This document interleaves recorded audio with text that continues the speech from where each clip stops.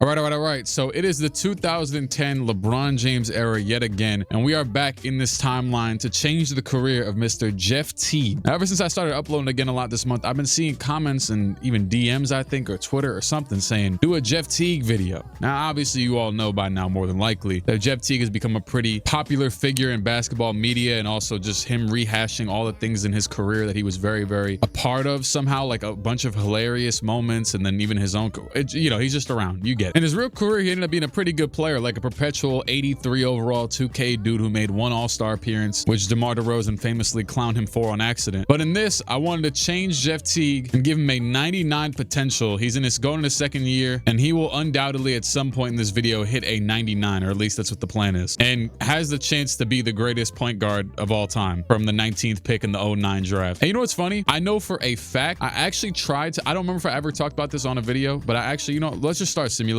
before I start talking, as they are going to start Jeff Teague over Mike Bibby with Jamal Crawford off the bench. This is genuinely a good team, so this could be interesting. They got 3 high 80 overalls in Joe Johnson, Josh Smith, and Al Horford. You got Zaza off the bench, Jordan Crawford, and they had both Crawfords. Anyways, and one last thing, I didn't really change much. I made his jump shot tendency a little bit higher for now, so that, he can get in a good little rhythm, but it's not too crazy. He's got Joe Johnson on the team. He's not going to get the ball too much. Him and Josh Smith, he's going to have to earn his stripes nonetheless. His jumper in this game honestly isn't that bad, so I left it. I just put it on quick. His dunks are all decent, all this stuff, right? I did have to, though, they had all of his dribble animations on default, so I just gave him some stuff that looks like he would probably do, which a lot of it was Markelle Fultz for some reason. So yeah, let's see how his career progresses, how it starts off. Let's see how game 1 goes. 23 points and 5 assists and 11 for 19 shooting. Respect. He shot the most shots on the team too. But yeah, I don't remember. I don't have the file on my computer. I tried to make this video not once, but twice. I don't remember if it was during this 2K cycle or the last one, but it was this year for sure. And I remember specifically, obviously, like I do in a lot of videos, I'll get to like the midway point of it and I'll take a break and, maybe record the next day or something. And I remember I ended both times in like 2019, and both times it corrupted and I came back on my PC and the file was gone. So I guess the world is out for Jeff Teague. But that's never happened before. Maybe like once or twice. Sometimes videos will corrupt and I can't go past the point, but not really is it often that a file just entirely disintegrates off of my PC. Anyways, Josh Smith and Joe Johnson are both averaging 21 and 20, basically 21 points per game each. Jeff Teague's giving you a cool 15 with 5 assists on 49 from the field and 39 from 3, which is pretty good. I saw he had an 84 3-point shot. I didn't think it'd be that high, but respect. He only has a 64 driving dunk, even though that was one of his. I mean, I don't know if he really dunked a lot, but he could dunk. I'm a bit of a sicko. I really liked Jeff Teague when he played, so I like taking any non-star and going back and making them a star is always fun to me. So I'm in support of this wholeheartedly, even if he wasn't a dude that's pretty popular now with his podcast and everything. I just like doing this. I did this with Pat Bev once and probably a few others. Shoot, Bobo. Anyways, LeBron James was MVP in 2011. John Wall, Manu, Andrew Bogut. Jeff Teague, most improved player, 15 points, 3 assists, and 3 rebounds, 5 assists, 1 steal, 1 block. He shot over 50% from the field, so that's pretty good. And you can clearly see he deserved most improved player after absolute garbage can stats in his first year. Josh Smith makes all defensive first team, and that's going to be the only award we get. And your Atlanta Hawks are the 6th seed. I actually thought they'd be better, but we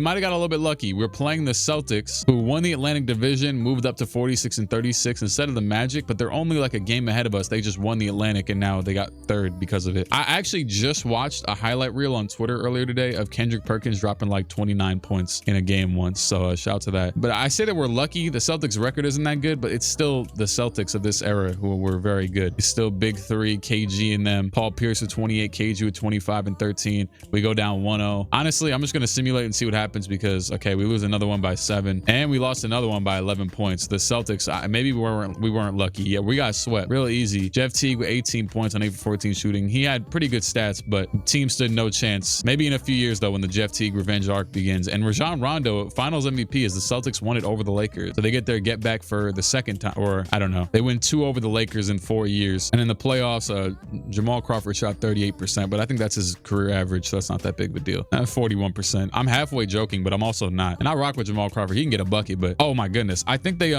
announced the Hall of Fame NBA like candidates that could make it this year, and I saw Jamal Crawford was on there. No disrespect, but that really took me for a shock. Granted, it is the Basketball Hall of Fame, but I don't know. They didn't say, it's nominees. Like I think last year as a fan of Amari Stoudemire. I saw he got nominated and didn't make it. As Celtics Shaq retires and Steve Nash retires, he's not going to go to the Lakers. Forget all that. He said, you know, he's dodging a bullet. That was a waste of time anyways. But yeah, I like Jamal Crawford. I like using him in 2K and when he was commentating the Knicks games last season. But there's a certain bar we got to set for the Hall of Fame. You know what? Maybe we don't. Screw it. We got to put him in the Hall of Fame. If you could choose one player ever, you could just say, screw it, we put him in the Hall of Fame. A, give me J.R. Smith. B, on a realistic note, put LaMarcus Aldridge in there. Forget everybody else. We don't have any sort of finesse anything yet. Larry Drew, the coach. Shout out to Mike Woodson. I listened to that one Jeff Teague story where he was talking to Mike Woodson's daughter on Facebook and he didn't even know it was her while Mike Woodson was his coach. Shout out to that. All right, first pick, Kawhi Leonard goes to the Kings. Do the Hawks even have a pick? I don't know. I guess we'll see. Jimmy Butler to the Cavs. Bobcats get Clay. Kyrie goes to the Suns. Raptors will trade the 5th overall pick for Paul Millsap and Al Jefferson from the Jazz, and they'll pick Kemba, Tobias to the Nets, Isaiah Thomas. We have the 18th pick and it'll be Lavoy Allen from Temple. And another pick, Felipe. Oh, wait, that's second round, dude. He's not even real. Damn, we drafted Lavoy Allen over Enes Kanter and Brandon Knight and Bismack Biyombo. I don't know about that, man, but whatever. That's our guy now, I guess. Jeff Teague, they're gonna accept that team option. Come on now, that's a steal. Al Horford is a free agent. He is restricted. They matched him without a second thought as Zebo heads the Warriors and Mike Conley leaves the Grizzlies for the Kings. I just simulated the rest of free agency. Jeff Teague goes up by 9 overalls. Not 1, not 2, not you get it. 87 overall. Most of the rest of this team is getting older and worse, including Joe Johnson, Jamal Crawford, both go down by 2. And they really didn't. Oh, well, we signed Thaddeus Young after his 4 years with the Sixers. So he's over here now. I guess he'll probably be the starting small forward, which is what he's listed at. We're just trying to make the spacing worse and worse on this team. It's actually kind of interesting. I'm actually surprised they have Al Horford with an 83-point shot. He didn't really shoot threes until like the Celtics or maybe like late Hawks. Al Horford was probably one of the kings of the deep 2, or maybe even not even the deep 2, like the 15-footer, the 12-footer. Also, along with Jeff Teague's, well, he's got 20 badges. He already had some silver badges last year. I think he has just a slew of more bronze badges, and we're gonna see if superstar Jeff Teague can take over the league, or star at least for now. Well, that's good. We lost the first 4 games of the season. That's a great start, actually. That's exactly what I wanted. You guys gonna need good Christmas presents. I got this hat for Christmas.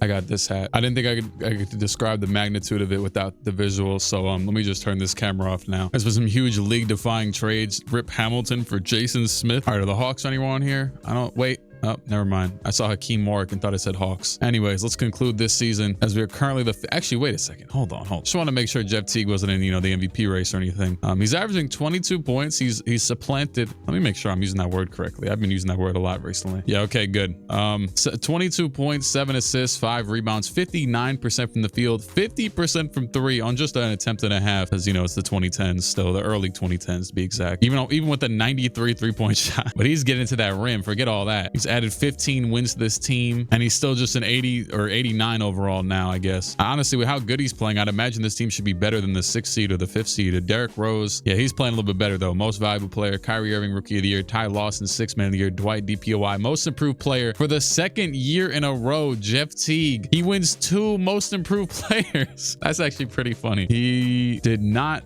because, oh wait, yeah, no. Because of D Rose, Chris Paul, Kobe, John Wall, D Wade, and Russ, he did not make an All-NBA team. Josh Smith did though. And Jeff Teague did make all defensive 2nd team. First round playing against the Miami Heat. Of course, somehow they are the team that matches up with us, the 4th seed. Let's see, Jeff Teague against LeBron. He famously once pushed LeBron into the stands because he was just mad at life and basketball. 22, 6 and 8 from Jeff Teague in the loss to Mike Miller's 26 points. Sure, I guess. I mean, Mike Miller was a hooper, to be fair, Mr. Rookie of the Year himself. Next game, though, is gonna be a 40+ point win. Josh Smith, Jeff Teague, Al Horford, and Joe Johnson all dropped 20+ points. And then I had to make sure which Crawford this is. Jamal Crawford. Do we even have? Oh no, yep, Jordan's still here too. So that's gonna be confusing. But anyways, Mike Miller back down to earth, 11 points in this one. Chris Bosh with 4. Game 3 in Atlanta. It is gonna be a 20-point win. Teague with 14 and 13. Let's just see what the next one happens. It's another win, a 6-point win, 12 and 14 from Teague. And the next one is a 30-point loss, a triple-double with 40 points from D Wade to Teague's 24 and 11. Can they close it out in game 6 back in Atlanta? Was it the State Farm Arena still? I'd assume so. It's a close game. I don't know what the situation is currently, but I'm going to jump in. 111, 108. Teague is guarding. Is that Aaron Aflalo? Shout out to Aaron Aflalo. Pass into D Wade. Corner 3. What the? Oh my goodness.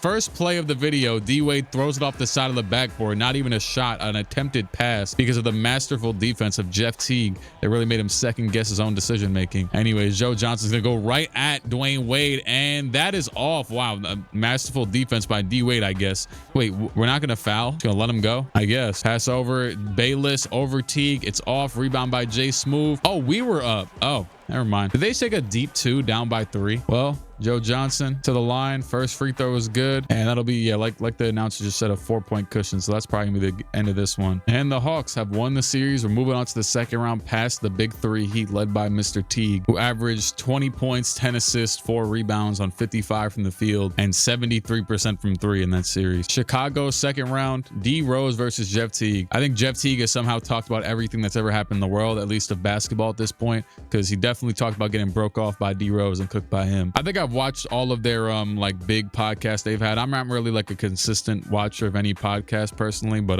funnily enough, the Jeff Teague podcast was my #1 on my YouTube rap, but I think it was like 50 videos I watched maybe, and I don't know if it includes clips in there. I don't really use this app a lot anymore, weirdly enough, as we lose game 1 to the Bulls 40-21, but shout out to them though. 40-21 from D Rose on Jeff Teague's head, and the next game 36-17 from Derrick Rose on Jeff Teague's head on 20 for 23 free throws, and we lose game 2 as well. So both games in Chicago were dropped. Can Jeff Teague respond? He's still, you know, probably 10 overalls lower than D Rose, but in this game, okay, hey, you know what, it was all NBA Josh Smith with 32 and 11 to D Rose's 33 and 12. Teague had a very modest game, maybe a game that normal Teague would have had. Next one in Atlanta, Bulls could basically close it out, but it is going to be a win to bring it tied up 2-2. Al Horford, Joe Johnson, Josh Smith, all with 20 plus, 24 plus at that, and great games. And Teague had 12, 4, and 4. You know what? Hey, a team effort. I don't know. We're gonna have to do something to beat D Rose. Okay, this one is close. 118 to go, 112, 110. Also, I know in the last game it was Joe Johnson taking the late game shots, but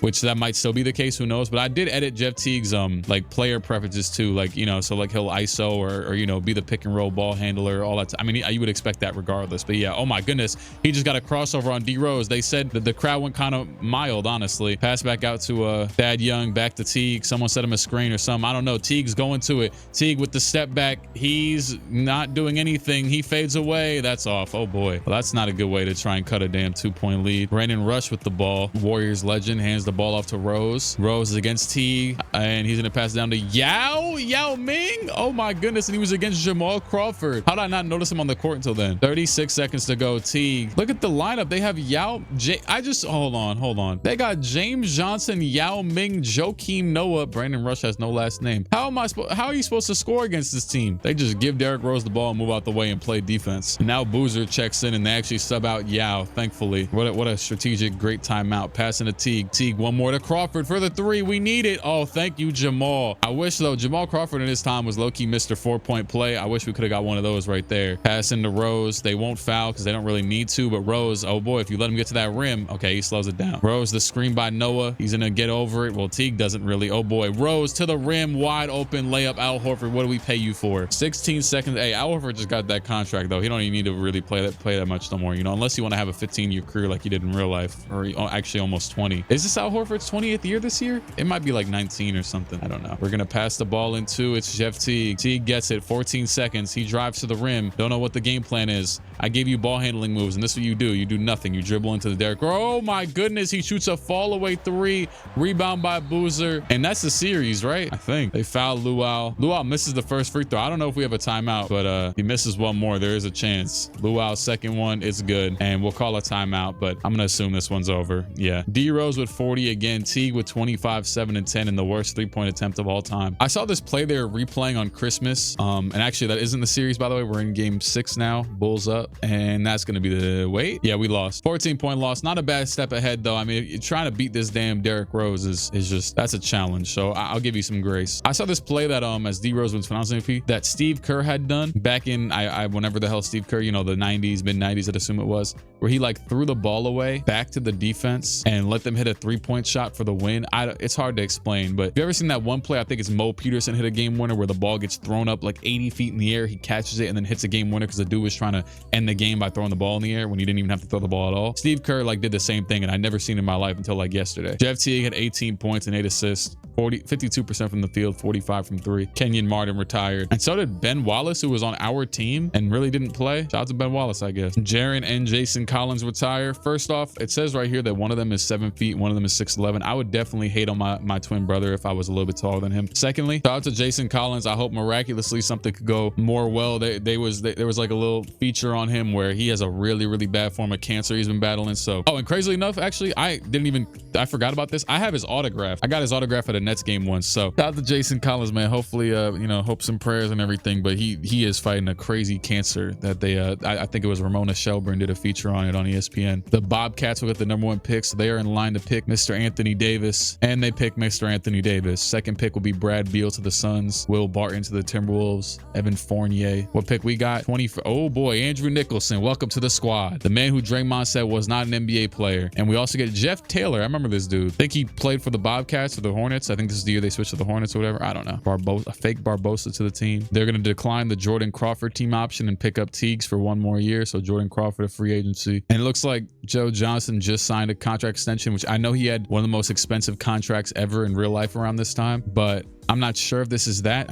I can't tell. The numbers are so different. Jeff Teague goes up 6 overalls to a 93 at 24 years old. He's now got just gold ankle assassin, actually. Nothing else is above silver. Hopefully he can use that badge well when D Rose is guarding him next time. Look at his shot chart, all green. 2 hot zones. That top of the key 3 like he's Cash Nasty, and that right wing or the right whatever the hell, I don't know, baseline. I feel like my work here in Atlanta isn't finished. I'd like to start working on the details of a contract extension. Jeff Teague told a really crazy story once about how I think it was Danny Ferry was his GM, and Danny Ferry is basically like, you can go the hell on, we don't rock with you, go sign wherever. And he went and signed an offer sheet with the Bucks, and then they matched it anyways and said welcome to the league. He now has just a 72 driving dunk, but a 92 mid-range, 99 close shot, 92 driving layup. You know what I want to do actually in anticipation that his dunk will get, you know what, we're just gonna make him even better. Throw his dunk up to an 87 for now, so he can maybe have potential to get it to a 99. I'm about to give him cooler dunk packages. I mean, these aren't bad. I went ahead and I filled out the rest of his dunk package slots with just random player dunk packages like Levine and Michael Jordan, but he'll probably still do his go-to one, so whatever. We are currently 27-9 and battling for the first seed in the conference this year as the deadline is coming around, all-star break, all that good stuff. And he is averaging 24 points, 7 assists, 4 rebounds on 61% from the field and 40% from 3. He's shooting 13 shots a game inside the arc. We traded Zaza and a 2nd-round pick to the Suns for Channing Frye, who doesn't even play. Our 6th man is Sharon Collins. I don't know who this is, but he has a 96 close shot. He has no outside shot. He's 5'11". He has a 99 interior defense. One more time. He's 5'11", 99 block. He averages 8 points and 8 assists. What a guy. I don't even know what the hell to think about this. And he's the 6th man above Jamal Crawford. And by the way, Teague is like, what is this? The 7th best player in the league overall wise, above Dwight Howard and Chris Paul and James Harden and D Wade and Boogie and Dirk. Blake Griffin wins MVP, AD Rookie of the Year, Andrew Bogut 6th man, Tim Duncan DPOI, Isaiah Thomas Most Improved Player, and Larry Drew Coach of the Year, our coach. That is insane. Jeff Teague still did not make an All-NBA team, but Josh Smith does make All-NBA 2nd team. I guess he'll represent for now. I don't know. 19 points, 8 rebounds, 4 assists. To be fair though, I mean, Teague had to make it over D Wade, Russ, John Wall, Kobe, D Rose, and Chris Paul. So we're the 1st seed in the Eastern Conference. 63 wins is 6 wins better than the Bulls, and the Knicks are the 3rd seed because they won the Atlantic Division. The Cavs are actually with an 89 overall Yao Ming. Wait, why is he taking like so many 1-year stops? He's not that old. Oh, now he's got a 4-year deal again. I don't know. I mean, like, he's 32. I know Yao retired in real life, but there's no injuries on, so who cares? Anyways, this year we're gonna play Drew Holiday, Iguodala, and T-Mac. 79 overall T-Mac leading the Philadelphia 76ers to the 8th seed. Game 1. Actually, Jeff Teague got a T-Mac story where T-Mac called them weak supposedly or whatever. Ran up on the I forget what he said, but he had drove up on the Hawks practice and he was a fan, and then he was like, I don't remember what he said honestly. 24, 10 and 10 from Iguodala. As they lose the first game, we win obviously. 18-99 from Teague. Game 2 is gonna be a 27 and 10 from Teague. Game 3 is gonna be 18, 8 and 7, but it's in a 5-point loss to Iguodala, who had 24, 17 and 9.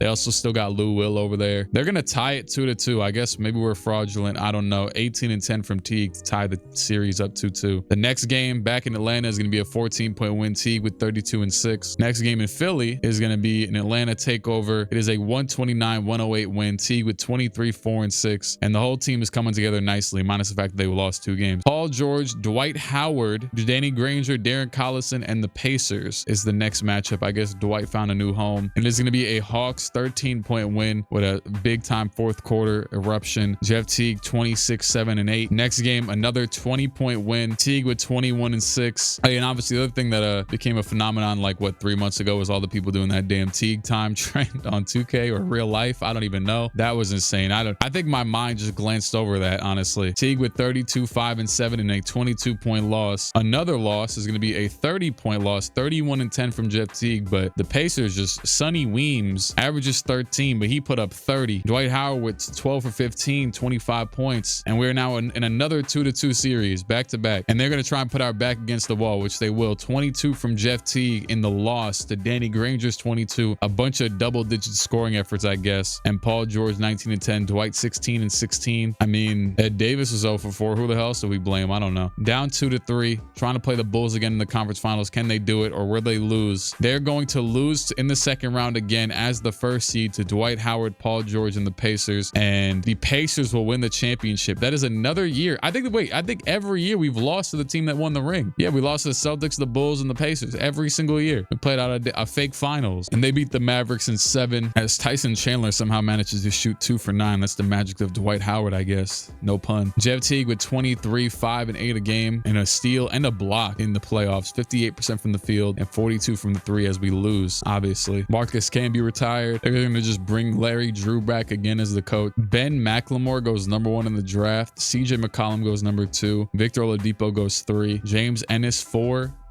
There's someone very prominent that we're missing here. Anthony Bennett. Yeah, exactly, him. Nerlens Noel, Kentavious Caldwell-Pope, Joffrey Laverne, a trade to announce the 10th pick for DeAndre Jordan, Otto Porter to the Clippers, Rudy Gobert to the Nuggets, Tim Hardaway to the Bulls. Are you seeing what I'm saying? Giannis is gonna fall to 13 to the Suns. This draft class is kind of realistic. They got him at just a 74 overall, but it's the Suns now. I remember they just had Brad Beal. I think he might have won. I won something. Maybe he just got drafted there. Whatever. Do we even have a first round pick? Oh, great, it's pick 30, and we traded it for Manu. We traded another first for Manu. We don't need Manu. We have like 6 men. Oh, snap. Never mind. Manu's still at 86. I thought Manu was way more washed. Oh, snap. For the 30th pick and another first. You know what? Hopefully he doesn't hit his regression right now, but this might help a lot anyways, actually. I can't even lie. I'm not mad at it currently. Maybe when 2015 rolls around, but hopefully Jeff Teague can keep us out of the lottery. As Jeff Teague is a free agent, and the Hawks are going to offer 5 years, 82 mil off the rip. For the record, that's just the max. That's what Steph's getting offered from the Warriors as well. They did get him back, just like the Thunder got back Harden and the Warriors got back Curry and Bucks, Brandon Jennings. Tyreek Evans, though, was let go by the Kings to go to the Knicks, and Ty Lawson from the Nuggets to the Blazers. The Nuggets and the Blazers low-key, like, around this time, I felt like a lot of players played for both the Nuggets and Blazers. If they played for 2 or 3 teams, or maybe 4, I felt like the Nuggets and Blazers were always on there. Anyways, Jeff Teague goes up to a 96 overall. Maybe I'm just thinking of Will Barton, who knows, but I feel like there's some other examples. He's now got gold, ankle assassin, bailout, challenger, dead-eye, dimer, float game, handles for okay, it's a lot. It's a lot of badges. Manu only went down overall, so I'm not that mad at it right now. And Lavoy Allen's a 78, you know, huge improvement.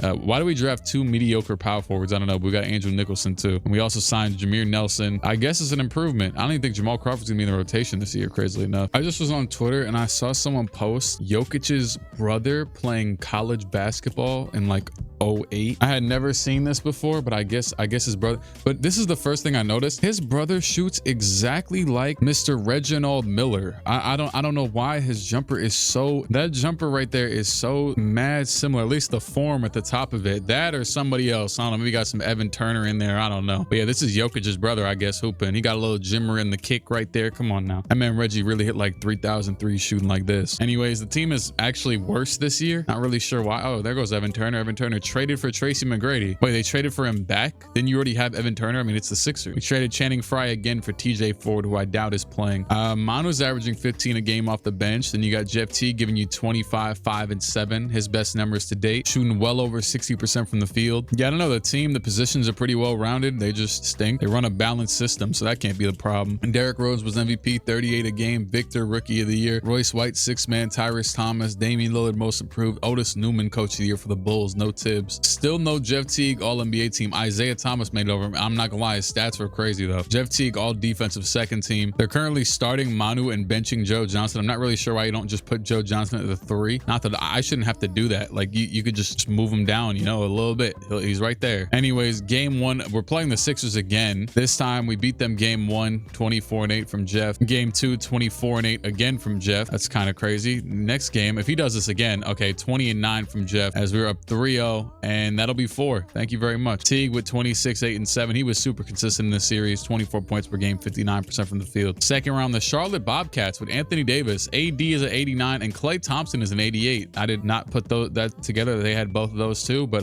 didn't take long for them to get good. We have not made it past the second round yet. Game 1 is going to be a win in Atlanta. Actually, not in Atlanta, in Charlotte, as Jeff Teague get 22, 8, and 8. I remember like that early 2010s era of songs. Like I was about to say the Bobcats can't hold us, but made me think of Macklemore in them. I was really one time. What an interesting time. As the Hawks win 119-105. Jeff Teague 23, 6, and 10. I remember when I was a kid, like I listened to a handful of like Nas, Eminem, Jay-Z, Kanye, but I remember when I stumbled upon apparently by J. Cole off the YouTube recommendations shuffle or whatever the hell refresh. I thought I came upon the first edition of the Bible or something, but him standing in that damn blue room. I kind of wanted to see what Teague's up to. I know we're up like 3-0 right now, but screw it. Can we get the Bobcats out of here? We're down by 1 with 2:03 to go. I did also turn off foul outs, to be honest, because I don't like when I got to jump in a game and he might have fouled out. Corey Brewer is currently, I guess, at the 1 or something, or maybe Jeff Teague. No, Jeff Teague's at the 2. I think Jameer Nelson is as Klay Thompson for 3. That is off. Rebound by Thomas, and that is good. Jeff Teague back up the other way. I think which Thomas is this? I think it's Tim Thomas, maybe Tyrus Thomas, whatever. I think it's Tim Thomas. I've been seeing at all the Knicks games, and honestly, I don't know even when the hell he played for the Knicks. I'll be totally honest with you. Jeff Teague just bodies through Corey Brewer for the bucket. There's certain era of like dead periods of the Knicks that I really don't know the history of, like the late 80s, maybe a little bit, the mid 2000s, kinda, but like I was like barely alive and they stunk, so who really cares? AD with the fade that is absolutely awry. I remember though, I got invited a few years ago. I probably never told this story, but I got invited to go to a Knicks game. This is before YouTube. It was some other stuff, and Jeff Teague misses the mid-range shot, and it was in like a suite, and they was doing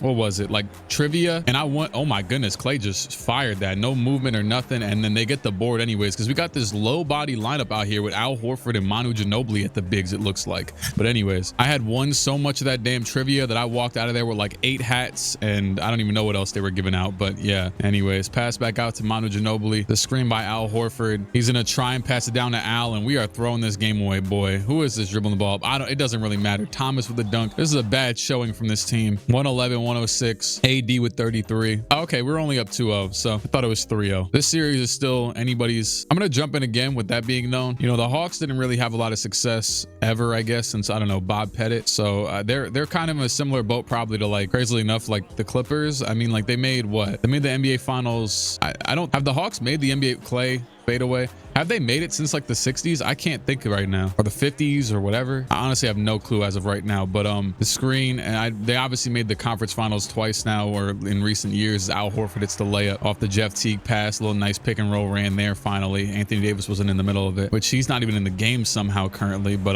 yeah, they obviously made it that one time with Trey, and then another time with you know, Jeff Teague and them, as that's the fadeaway by Klay Thompson. What is his fadeaway rating this young? I mean, I guess he's in the 90s now, but Klay did have a decent little in-between game, 80 post fade. Klay was still in that in-between era where they would sometimes run like screens to get him mid-range shots, not just always threes. Jeff Teague with the floater, that's off. That was terrible. Pass up to Brewer. Brewer has the lane. Wow, he hands it off to Linus Kleza for no reason. The pass into Jet, screens off the ball. Josh Smith will set the main one. Jeff going to the right, he'll pass it down to Josh. Back out to Manu. Manu's got it top of the key. Back over to Thad Young. Thad Young back to Manu. Jeff Teague sitting in the corner. They're gonna let Manu go. Manu with 6 seconds to go. Manu to the rim. Manu runs into a charge. Unless they call the block. Did they call a block? I don't see them walking back. No way they call the block there. Oh, okay. I was about to say, I would have actually been concerned. That was such an obvious charge. And Jeff's gonna foul. So it looks like after I thought we were about to go damn near win the series, but it was really gonna be 3-0, that the Hawks or the Bobcats are about to go up 3-2 in the series. Hawks have no timeouts left. Sure, let's see what shot they get up. He's gonna probably pass it to Josh Smith. Oh, you know what? That's not a bad. Oh, wait, it's Thad Young. It's Thad Young. Okay. That's the game. Okay, Bobcats go up You know it's bad you letting the Bobcats, still in the Bobcat name, beat you. Did they not? What year are we in? Still 2014? Damn, I thought the Bobcats had went back sooner, but I guess it was probably this year, this next year. AD with 36 in this one. This team is pretty damn good at defense, so there's really no, like, aside from, I guess Joe Johnson maybe and Manu. Well, no, not even that. Manu's just old. But in the front court specifically against AD, you got Josh Smith and Al Horford out there, so like shouldn't be that. Obviously it's still difficult because it's AD, but oh my goodness, they're about to win. If we see, screw it, I guess third or fourth game of this series we're jumping into, because we're gonna see if Jeff Teague has anything to say about it. He hasn't really done much so far. He's kind of still playing like he doesn't care as Thad Young hits the free throw. At least Thad Young's at the line, so we can cut it down to 4 here with 1:14 to go. I don't know. Oh my goodness, what a terrible pass there by Jimmer Fredette. We see why you in China. Anyways, crossover back over to Josh Smith, over to Jeff Teague. Teague to the rim. Teague trying to body up to the right. He's going to take a floater. What was that? I don't know. Anthony Davis to the... Oh, he pulls up. AD in rhythm. That's all. He took it way too soon, but all right. Hands it back to Teague. Teague, and he's going to run into a charge. That man, Gerald Wallace, fell to the ground a couple times now. That man crashed into the ground. He's holding his back. He is pretty old at this point. It's 2014, Gerald Wallace, but he's still got the intangibles, and he's still on the Bobcats. They're going to double here. They're leaving Klay Thompson wide open for 3, and it's off. What a strategic play. Klay couldn't resist, and Jeff Teague's got the lane. He's not gonna dunk. Okay, I guess Jeff Teague with the layup. I thought he was for sure gonna dunk. Jimmer Fredette trying to break the double. They're gonna try. Oh my goodness. Oh, that was perfect, and they fumbled it, and AD got the ball. They got in the passing lanes and still let Anthony Davis get the ball back off of the tip pass from Josh Smith. That was actually like some 2K cheese double team, make them make a read type of decision, and they made the wrong read, but it still ended up right. If he was like Halliburton or Jokic or something, he could have hit the opposite corner there, but it's Jimmer Fredette making the... All right, maybe it was him or Klay. I don't remember. Josh Smith into the corner. Manu against Klay. The screen by Josh. He's in a Manu to the... Oh, back out Joe Johnson for 3. Oh, boy. It was crazy. That wasn't a bad look, but I saw he had a bad contest on it, or a good contest, because it was Gerald Wallace. As AD is getting MVP chance, and we have watched this team throw away and fumble this entire series up 2-0. I think the most egregious display I always, when I think of a 2-0 series blown personally, I guess now I would say I think of the Bucks finals against the Suns when the Suns blew a 2-0. But before that, it was always for me the ironically when the Bucks blew a 2-0 to the Raptors in the conference finals back in so I feel like when you're up 2-0, I feel like you feel like you're good, like you got it, you know? You kind of have to, but then you know you don't. Basketball's real interesting, man. 34, 6 and 7 from Jeff Teague, and we lose by 3 points, and the Hawks are right. That was it. I think that was the series. Oh my God, no, it's still 3-2. I am doing terrible accounting. I won't even lie.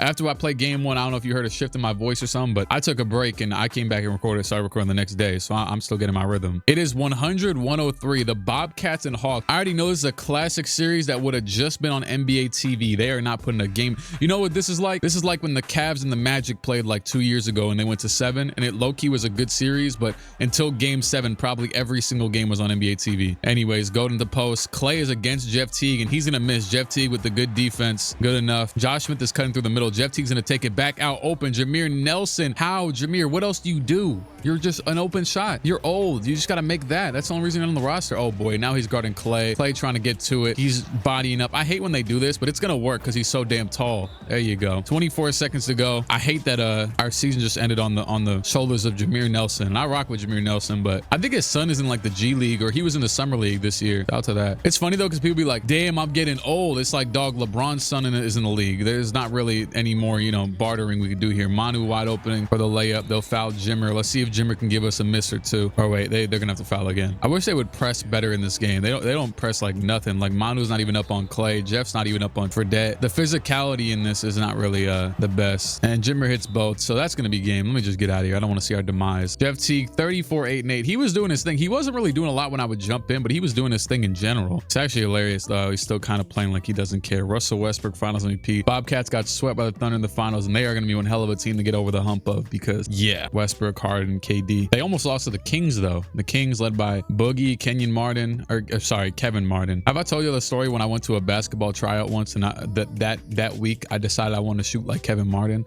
Now that's the thing with shooting the basketball, right? When you be trying to change your jumper and you're just like not like a professional basketball player, if I go watch back videos of myself shooting and I've tried to change my jumper, it always also they have Kawhi too, by the way. It always relatively looks the same, so it really doesn't. It probably does kind of change. I used to watch these videos though when I was younger. I used to watch these videos religiously. It was this channel called Shot Mechanics, I think, that and like one or two others, and it was all this stuff about like, oh, the new way of shooting. That was an underrated like thing of YouTube and basketball community in general. As you already know, Vince Carter don't want to retire. Well, we could keep all these old men around. Screw it, I don't really care, except for the ones that stink. Was that because of Steph Curry, there was a lot of focus on shooting, and also to the rise of YouTube. It was so much. I remember learning how Kyrie flicks the ball off his thumb, or how Steph, you know, a one motion versus a two motion shot, or the way Damian Lillard loads the ball in his palm, like all that weird stuff. That's why I think I did a video on one of my channels a few years ago, like rating all my favorite jump shots. So I don't even know if we have a draft pick. Jabari Parker goes #1 overall. Who's gonna go 2? Zach LaVine, Julius Randle, Joel Embiid, Marcus Smart, Andrew Wiggins, Dante Exum, Glenn Robinson. I'm waiting for a specific name here. Xavier Henry for the 9th pick. Aaron Gordon goes to the Grizzlies, and Nikola Jokic goes to the Knicks. I would actually be happy about that, but now we have to face him in our conference, Bogdanovic, and we get James Young 19th overall. Wait, I think one of my last videos on here, James Young ended up being really good. Hopefully they hold on to him and don't let him go. I'm not gonna, you know what I'm saying, but although I will say I keep declining these second round picks when they're 50 overalls. I don't care. Lavoy Allen and Andrew Nicholson are both getting declined. They're getting rid of both of them. Oh, but they're gonna bring back Lavoy, it looks like. And Tabo, I remember Tabo was in Atlanta. I think Tabo was part of that thing where like he was in NYC and he had got harassed or something. I forget. I think they broke his like whole leg or arm, or I don't remember. That also happened. It was a lot of instances like that happened. I remember that happened to Clique Anthony early. I think he got robbed and shot outside of, it was a lot going on. But anyways, Jeff Teague goes up another 2 overalls. That's a first time sentence ever said. That whole combination there. Bailout, dimer, handles for days, all on Hall of Fame for him. That's respectable, I guess. So he's a real logistic, solid point guard still. As by the way, he has 3 all-star appearances, so DeRozan can't say what he said about him no more. Although he didn't really even say it on purpose. You don't know what I'm talking about. There was a clip where DeRozan was like, I'm not trying to be no one all-star type of dude. And then Jeff Teague sitting right there and he's a 1 all-star appearance in his career. Anyways, he also dropped 50 in a game last season. D Rose dropped 62 though. And Joe Johnson and Manu are both getting pretty old. Manu's got 2 years left, but at least he's still decent though. It could be worse. Also, I will say, if I see the starting lineup this year with Joe and Manu swapping back and forth off the starting lineup, I'm switching it. I'm putting Joe at the 3. Okay, well last year Thad Young only started 29 games, so they were probably doing that anyways. Or I don't know, they might have got rid of whoever the hell else was starting. Who was it? Marvin Williams, I think. See, I'm gonna put Joe at the 3 since he played a lot of 3 in his career anyways, and they're gonna put Manu at the starting 2, which leaves Thad, Lavoy Allen, Justin Hamilton, Cephalosha, and Bellinelli, my guy, Bulls legend. Damn, they made his like creative face look, at least in this angle, it kind of looks like a goofy Disney version of Marco Bellinelli. And they took Kevin Seraphin. This is a perfect segue. I actually I've been playing 2K16 as usual, and not Kevin Seraphin, but I traded for, I gotta show y'all this team I made on 2K16. It's actually up already. So I gave Serge Ibaka #1 on the Knicks, and he kept reminding me of Kevin Seraphin. It was kind of pissing me off because Kevin Seraphin was kind of trash. But somehow, so I showed this team a few times in my recent videos, like I would just flash back and forth from this. I won the ring with just KD, Drew Holiday, Whiteside, and Kevin Love, and a few others. And in the offseason, I traded K-Love, free Ibaka, and the ability to move up in the draft. And I traded a few others and basically had a lot of cap space. And Hassan was a free agent, and I somehow was able to sign LeBron. So yeah, now I have LeBron, KD, Drew. They let me re-sign Whiteside over the cap. And I have Ibaka. I drafted Jaylen Brown. If you remember, I made 2K16 videos on this channel, and I made draft classes just for myself with like 8 to 10 players in them. Sadly, my 2017 one corrupted, so now I'm sitting here with just 2018 and 2017. So yeah, I got these 8 guys or whatever. Actually, they got Miles Bridges behind one of the auto-generated dudes, but whatever. Oh, Mitchell Robinson too. Back in this game though, they didn't let you turn off the hard cap, so I'm gonna have to trade some of them dudes so I don't lose my whole team. But anyways, we're 30 and 21 at the deadline. Jeff Teague's team, that is. And by the way, I was low-key about to record a 2K14 video the other day, so I'm gonna do some more of that. I seen the comments on talking about 14 and 16, so I'm probably gonna get back on there. I kept Vince Carter at retirement, and the Clippers traded him for Corey Maggette. Zebo got traded for Wesley Matthews and Mozgov. That's an interesting trade. You know, I guess the Warriors don't have Clay, Oh, that's actually crazy. The Grizzlies traded for Zebo. No Hawks trades though. And I mean, we're currently 30 and 21. Not the best. Jeff Teague's averaging 29 a game, which is I think another like 3 points up from last year. Yeah. And he's also averaging a couple more assists, another half a steal, a little bit more from block. Shooting a little bit worse from the field, but he doesn't do a lot. 37 minutes a game. He's still shooting 57% from the field. He's third in the MVP race behind Westbrook and Isaiah Thomas. He's also a 99 overall on the dot, at least with the morale boost, which makes him the best player in the NBA, according to the overall, because D-Rose is a 96, Bron's only a 95, AD's a 96. So yeah, when you're in a similar range like this, like 96 to 94, it's like it's anybody's game at that point. But as Brandon Wright's also a 93. I remember from one of the recent videos that he randomly gets good on this roster, but shout out to that. But Jeff Teague, yeah, he's the best player in the league with flying colors passing. Shout out to I just said passing with flying colors. You know what that made me think of? Driver's test. How many times y'all take? Well, I remember I did the permit test, right? And I by the way, we haven't won a game since the All-Star break, but I had they're about to miss the playoff. Like, this is not a joke. Cephalosha and Bellinelli are doing absolutely nothing off the bench, at least according to this. And I mean, the starters, I guess, are trying. Jeff Teague's adding 19 wins a game to this team. And yeah, but anyway, back to what I was saying. Screw it. We'll just zone them out for now. I had got my like a 20 out of 20 on my permit test they make you do over here, but on the driver's test, shoot, I had to take that thing 3 times. I'm not gonna lie. I just couldn't parallel park or something like that. I don't even remember, honestly. Westbrook wins MVP, Joel Embiid Rookie of the Year, Rodney Stuckey 6-man, Tyrese Thomas DPOY, Giannis Most Improved, Scott Brooks Coach of the Year. None of this is that surprising, I guess. Although Tyrese Thomas DPOY is kind of insane. Shout out to him. Pretty sure Chicago, was this the one they picked over LaMarcus Aldridge? Or I think it was, or I think they traded the Aldridge pick for him on draft day. You know what's funny?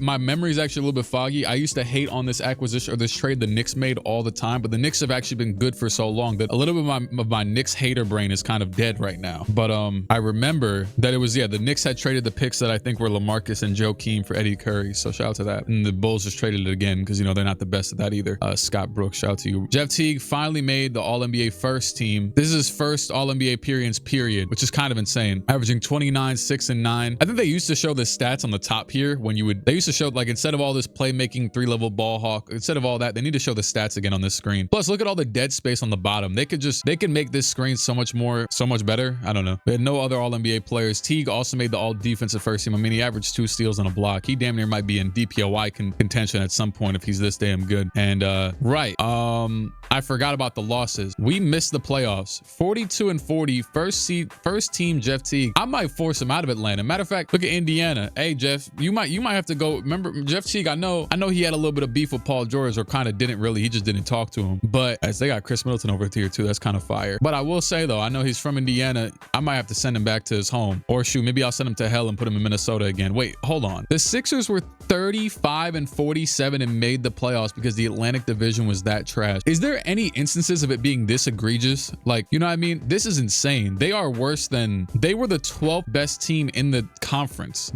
So the entire Atlantic Division was the bottom 5 seeds. The entirety. The Knicks, the Raptors, the Celtics, and the Nets were the entire also, wait, Jokic didn't play and they started Cody Zeller over him. I'm not even gonna question that, although I just did. That entire division was the worst. And then at least it wasn't as bad in the West, Holy hell. That's the worst I've ever seen it. That probably has never happened before. I would just take a wild guess. So the Hawks missed the playoffs on Jeff Teague's MVP contention, All-NBA contention year.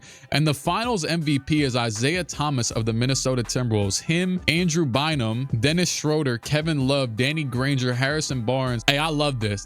Kendrick Perkins, Clint Capella off the bench or off the reserves. This is this is great. This is good for basketball. They beat John Wall and the Wizards. Oh, that's actually, John Wall and Isaiah Thomas had some incredible matchups. I think even in the regular season, I could remember they had some pretty good matchups. I was actually just reliving my trauma of when the Knicks lost to the Celtics on Christmas Day, and it was Marcus Smart and Isaiah Thomas absolutely cooking us in like 2016. The Knicks were like so bad, and I think D Rose was on the team that year, but they would give us Christmas games because it was the Knicks. Elton Brand retired. I guess we'll be in the lottery. Nope, we traded the pick to the Spurs, and thankfully for us, at least it it didn't jump up, so we don't feel that bad. But so we don't have a pick either. Oh, we traded that one for Manu. Oh my goodness, didn't I say Jeff Teague was going to keep us out of the lottery? And this is a pretty good draft year too. I mean, it depends on where you go with it, but you could have got Devin Booker with how it's set up. Wait, did I see Cat is ranked 17th? Why? That's a little bit crazy, but anyways, they didn't get this coach out of here too. The Knicks picked Kristaps Porzingis, #1 overall, wearing 45. Funnily enough, I remember Porzingis wore 46 in the summer league. Hold on, let me go find a picture. Before, like, I guess maybe Travis Ware still had the number, you know? Porzingis summer league. Never doubt me. I know what I'm talking about. Look at that number 46 on him, like he's Marshall Plumlee or something. I was about to be really shocked if I got his number to the T, but it was 40. Shout out to Lance Thomas, he used to wear 42. Anyways, Suns second pick, they picked Jahlil Okafor. Third pick, Justin Winslow. I know I noticed this the last time we did a video in this era, that the dude has it as Justin.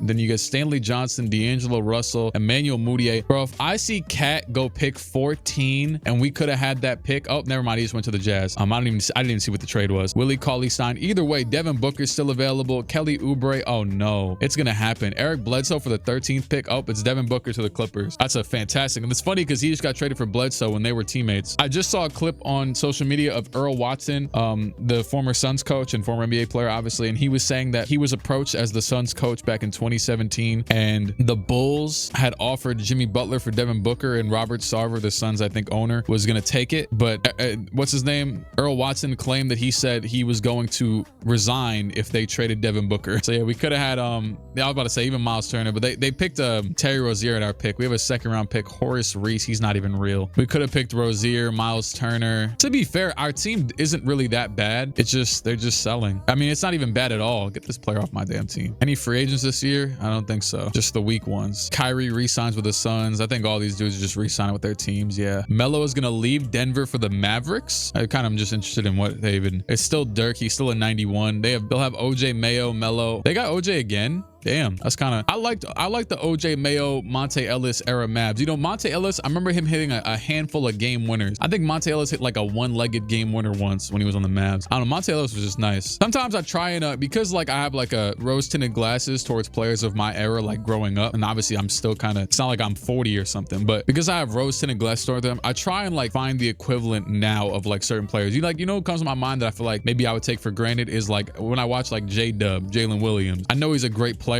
but it's like that'd probably be the equivalent of not of a Monte Ellis, but like I don't know. You know, I'm just giving an example. Like I'm sitting here like genuinely like holding my chin, pondering of like certain examples, but I can't think of any right now. But nonetheless, if I was watching a game, it'd be a little bit easier. There is a lot of very similar archetypes in the NBA now, though, and a lot of the dudes that would have not even, let's say, thrived, but been present in the previous era, like 10 years ago, their archetype will be inconsistent now, and they won't get time. Like I knew it was kind of over when I saw Alonzo Trier come in the league and be one of the best scorers I ever seen one-on-one. Not ever seen, but you know what I mean. And then he didn't play again ever. Who the hell did we sign? Byron Mullins, Justin Hamilton. Is there any chance as James Young? I wasn't wrong. He goes up by 5 overall, so he might be something for this team. I know this is random, but I was looking up for the 2016 draft. I saw a dude with the username STG, and I kind of had like a little, you know, the food critic in Ratatouille when he had the bite of the food. You remember his childhood? Shout out to there was this YouTuber named STG, Sub the Gamer. I used to watch him all the time when I was a kid. He was making 2K videos. Starting lineup, same deal. Should I actually hold on, wait, do they still have Thad Young out here? He is. I mean, we did better when Thad Young was starting. I'm about to just switch Joe Johnson back to a 3. It lowers his overall, but I don't care. They can decide what they want to do. They're gonna bench Joe. Do what you want. I'm not even gonna have a hand in this at this point. Look at that, 12-3. I'd assume though the potential MVP point guard probably has a big hand in that, as he has 28-9 right now a game. Hey bro, I just peeped some. Hold on, as it's April right now. Actually, I'll show you what I was talking about in next season. But anyways, oh snap, wait, we're the 8th seed right now again. Okay, just need like one more. Oh, it's against the Magic. Let's see. Oh, of course we lost. We needed this win and we lost by 20. And now the Magic with 1 game left, we have to beat the Sixers unless we might lose. Okay, bet we're gonna make the playoffs at the 8th seed. Westbrook wins MVP. Miles Turner Rookie of the Year. Damn, 23 a game. Anyways, Draymond 6th Man of the Year. Andre Drummond DPOY. Isaiah Canaan Most Improved. Scott Brooks Coach of the Year. Jeff Teague made the All-NBA first team again, averaging pretty similar stats to last year. And we did make the playoffs. We just need to win that 1 game to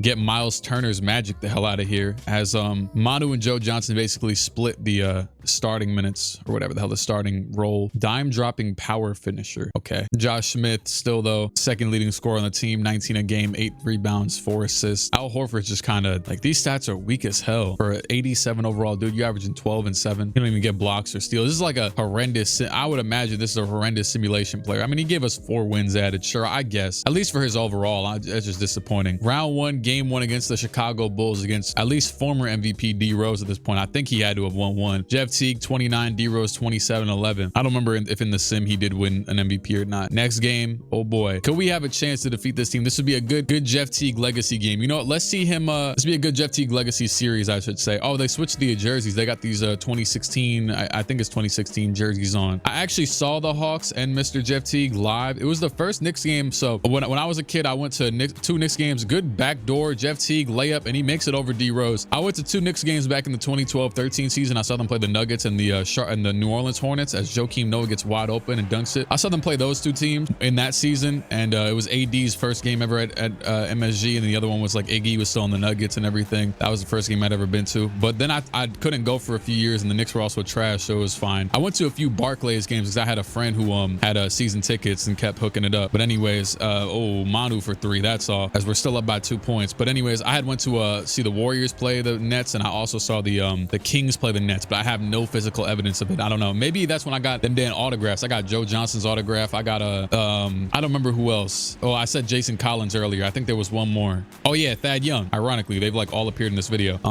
Hands off to Allen, back out to Josh Smith. Anyways, I ended up going to my first Knicks game again back in 2016 when they got D Rose, and as that is off, who the hell even just shot that? Who is that? Byron Mullins shooting that shot? That's the shot we get over Joakim Noah? Byron Mullins pull up, expect the jumper. Like, why? Where is Al Horford? I can't believe I'm saying that. I mean, Al Horford's cool. Pass down to Moore. Anyways, yeah, so I had seen Dwight Howard and Jeff Teague play against the Knicks back in like 2016 when D Rose was on the team. That was a nasty layup by D Rose right there. We are now down by 2 points after being up. 49 seconds to go. Jeff Teague crossover to the rim, the spin, and he drops the ball. Moore, Etuan with the number 55 on him, like he's at Hartenstein. Pass down to Rose, and he's gonna get fouled by Josh Smith. I don't even know how you let him get in that position for that pass right there. D Rose, the free throw is good, and D Rose, the second free throw is also good. They are now up by 4 points. We could have stole a game 2 in Chicago, but instead, I mean, it's looking like this right now. Jeff Teague trying to go at Rose. He just can't buy a bucket, man. It's bad. Teague is he has no bag,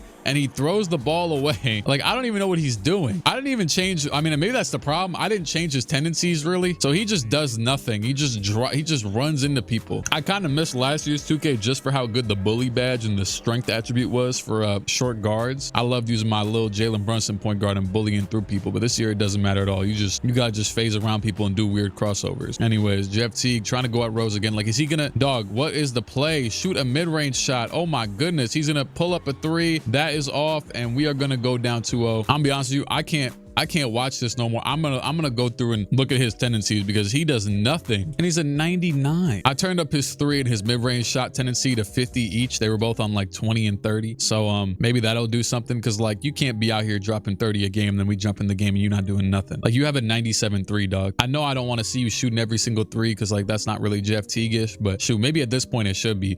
Bailout and Dimer on Hall of Fame too, and he just threw a pass right to the other team in that last game. It's getting ugly. Screw it. Maybe, you know what, maybe we just hold on. I'm gonna go, it's the mid 2010s too. You could shoot them mid ranges. I'm going 75 on the 3 and the midi. Let's see what he does. We might lose games worse because he might miss some mid-range shots instead of just dunking the ball every time in the simulation, but I can't watch him go out there and do nothing with it every single time. He's 8 for 18 right now. It's 3 minutes to go. Series on the line. I really did feel like we could have a shot in this series with how, I mean, come on now. It's 99 overall Jeff Teague. Why would you not trust him? Probably a host of reasons, but whatever. Pass into Joe. Shoot, let Joe keep it at this point. Like, I don't know. Pass down to Manu. Manu in the post. Jeff is cutting through the lane. They're going to set an off-ball screen for, no, never mind. It's for Manu. Manu goes, I don't even know who the hell that is guarding him right now. I can't tell. Manu's barreling to the rim, back out to Joe Johnson. Joe doing nothing to the corner. Lavoy Allen, ISO. He's in a, hey, you know what? Oh, he missed it. Back out. Lavoy Allen blocked by Joakim. Holy hell. Derrick Rose trying to cook Jeff. He's going to stay at the top of the key and wait for his guy. Joakim Noah with the screen. Okay, Jeff gets over it swiftly,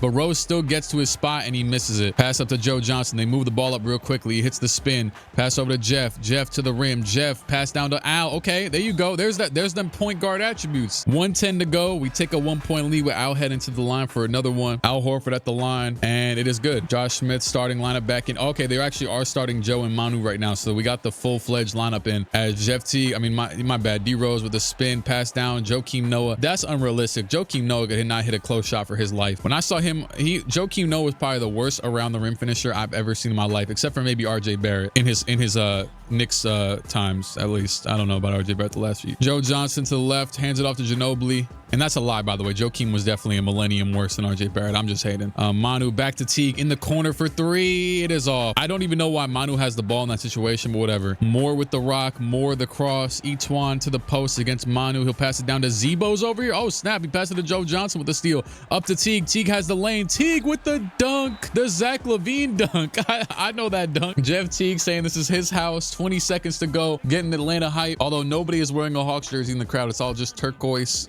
shirts. Passing to Rose. Rose, 17 seconds. Teague is, supposedly an elite defender. You know what? He does some elite defense right there. Pass down to Moore. Moore now super far down low. And Joakim, another. Al Horford, what do we pay? Oh, I know why. Because y'all was both on Florida together. So you trying to let each other get buckets. Although, can you just let Al score here then too? Make it even. Y'all won 2 national championships. Now all of a sudden the NBA don't matter, huh? Jeff Teague with the rock. 7 seconds. He's gonna get the screen from Al. 4 seconds. Teague over the screen. He's gonna pull the moving 3 and it is off. He's got like a 99 3-pointer and he can't hit that because 2K patched the damn moving 3s, but yet the players take them anyways because they don't know the difference. Teague with the ball. The screen by Josh Smith. I'm gonna just watch the first possession since we're here already. Why not? Joseph Johnson, the screen. He's got a nice little muddy and that is off. Get me the hell out of here. Look at Jeff. He closed his eyes. That's how bad the damn shot was. You know who else I saw back in 2016 when I went to that Knicks game? After the Knicks games, you could stay after and like go to the side and you could see the players and everything, leaving and whatever. And I had seen Tiago Splitter, assistant coach, already, even at that time. And I'm like, damn, I didn't expect you to already be here. That was mad long ago. Pass. Oh my goodness. Teague launches the ball up to Josh Smith. That's stolen by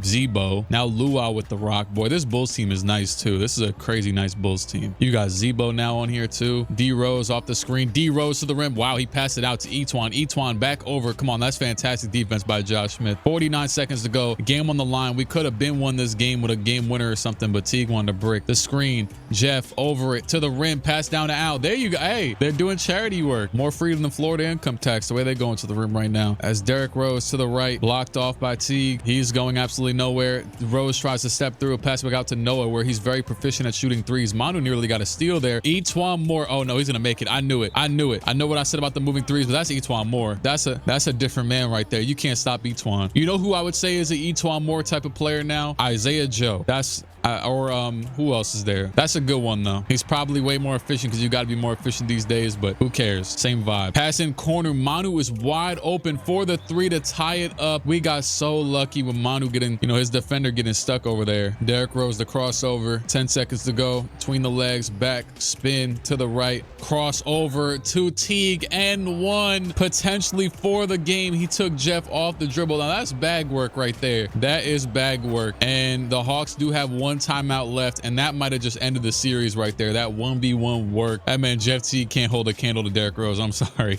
Even as a 99 overall, it's just not working. They didn't build his build with the capacity of that. Let's see. Teague flares to the corner, wide open for 3. Jeff Teague again for the tie. How did we get open in that same corner twice, looking like Ray Allen? Except minus the contest and the offensive rebound. 3 seconds to go. Bulls are. It's about to go to another overtime. Honestly, screw it. I'm rooting for the Bulls. Just end the series. We already know you're gonna win. Let's be honest. I have no hope. Luau, how did this happen 3 times in a row? Luau dang wide open for 3, and that is game. How did that just happen 3 times in a row? I don't know, but that's game. Luau dang with the game winner, and the Atlanta Hawks crowd is absolutely silent. Why am I hearing music right now? Just get out. Wait, why 29 and 4? Just get me out of here. Why am I hearing music? I got all that garbage off. Down 3-0. The Bulls are gonna win in 4. 17-point win. Yeah, I don't know, man. Jeff Teague just we'll see what happens next year, man. Klay Thompson, Finals MVP for the Hornets. Another team. Oh yeah, then wasn't there a trend of teams that we lost to winning championships? Well, the Wolves won it, so that's not really, the Wolves and the Thunder both are Western teams, but the Hornets we lost to last year? Tim Duncan trying to retire. Honestly, I'm gonna just start letting them all retire. I mean, 1 year left. Screw it. You could stick around. Why not? You're still 88. Bill Jackson's out of here. He was still the coach of the Lakers. Draft lottery again. Did we keep our pick this year? Yeah, it's 20th. But I feel like it should be lower. Is there any way? Can I just fire this coach? Would anybody be? They're gonna hire him back. I know how this game works. Unless they don't, they hire hired him back. Decline. Let's see. Decline. Please just get a different coach. Hold on. Let me offer screw it, Michael Stauffer. He's with another team. I don't care. You call it tampering of the video. I don't care. I'm so tired of seeing this damn coach. Obviously something is wrong over here. Get this random dude. I'm gonna just offer everybody. Allen. He's with the Raptors, but whatever. All right, screw it. I got them Rod Evans. I don't know. He's only got 3 badges. At least his ratings are a little bit better. I was just sick of seeing Larry Drew, and we keep losing like this. Ben Simmons goes number 1. Sabonis goes number 2. Thon Maker goes 3. Dragan Bender goes 4. Jaylen Brown goes back to the Celtics. Ingram to the Jazz. DeJounte Murray to the Knicks. Van Vliet to the Nets. What pick we got? 20th. Let's see. Derrick Jones Jr. I'll take it. I don't really wasn't expecting much there. Oh, that's fantastic. The next pick was Pascal Siakam. Sick bastard. And Malcolm Brogdon's out there. Thanks, team. Whatever. At least we got James Young was on the come up. Joe Johnson and Manu Ginobili are both free agents. This could go good or bad because, well, I don't think. Oh, they do have cap space. Sign somebody. Let's see. They gonna offer anybody? They're trying to get Brad Beal. That'd be good, but I don't know if they're gonna be able to get him away from. Is he from the Pelicans? No, he's from Phoenix. And Jeremy Lin's also a 90, by the way. Oh, they've let it happen. Bradley Beal is coming to the Hawks. For some reason, at least it looks like it. Let's see. Bradley Beal, welcome to Atlanta. Okay, another obviously that was the perfect time to do something like this. Joe Johnson and Manu, it was over with for them. So you got to cut your losses. But I don't know who else they're gonna sign. Well, actually, hey, if James Young's really on that type of trajectory, hold on. Let me do something to help out my team real quick. Make him a secondary small forward just in case they want to start both of them. But if he's on that trajectory, you might have a whole different starting 5 this year. That might be better. Dellavedova just signed too. Okay, crackhead point guard. Not literally, by the way, just in case you think I'm being literal. James Young goes up to an 84 overall. I'm telling you, man, I don't know. It's something that, where's he from? Kentucky Water. Yeah, I mean, it's not even a lie. Jeff Teague, still 99 overall. It says he went up by 1. Still got his badges. He's now got pick Dodger in Hall of Fame. He really did get over that one screen real swiftly. It really impressed me. Anyways, Dellavedova now is the backup PG. He doesn't really shoot well, but I mean, he averaged 7 assists. What, did he start for the Knicks or something? No, he didn't start, but I mean, 7 assists is pretty good. And James Young, he played for us last year and averaged, oh no, he didn't really play. This is like 1 game worth of stats. And Josh Smith and Horford are starting to get kind of old too. They're both crossing 30. Shoot, Teague is 28, but I have his peak end age at 41. So we're gonna be here for a while. I think I'd actually why is Anne Hathaway making draft class? Oh boy, this loud body trailer thing for the new era. Yippee. Anyways, I was about to say if they start that Young again, I'm actually okay with it, even though he can't shoot the damn ball, because this is such a nasty space lineup or whatever. You got Brad Beal and Jeff Teague, so you'll live. I'm cool with James Young coming off the bench since this bench needs a guard, a second guard. So it's just 3 bigs, James Young and Dellavedova. Which let's actually go do some investigation. I don't really remember what James Young did with his career. He probably, I mean, is he that old? Would he still be playing? New York Knicks guard. What the hell? I don't remember him playing for the Knicks, but yeah, he hasn't played since 2018. Shout out to James Young. I did some more research. It said he played for the Westchester Knicks in 2017. Oh boy. Bradley Beal, you've done miracles on this team. Jeff Teague, though, he's averaging 31, 5, and 8. Maybe less shots to 2 different players, and Manu and Joe Johnson leads to this. And he's probably shooting more 3s since I put his tendency up to 75. He shot more 3s so far and made more 3s this season than he's made in any other season in the entirety of them, and we're at the All-Star break, or like a little bit before the All-Star break. So we'll take that. He's averaging 31 points, 5 rebounds, 8 assists. I thought this would have a backfired effect, but he's still shooting 57% from the field and 46 from 3. Bradley Beal's giving you 24 a game. He's actually averaging his career high in points with 6 assists and also shooting really, really well from the field. James Young, 14 points a game off the bench with 5 rebounds and 3 assists on good shooting as well. He started in 21 games. That's not too surprising. So yeah, it's really just the main 5 is just leading the scoring efforts, and everybody else is following suit. I'm not entirely mad at that. I'm cool with that. Let Jeff Teague and Bradley Beal do just about everything. To be honest, even if this was normal Jeff Teague, this is a pretty cool team. Pistons trade Amari Stoudemire for Paul Pierce. This is the outstanding would be playing as this trade gets completed.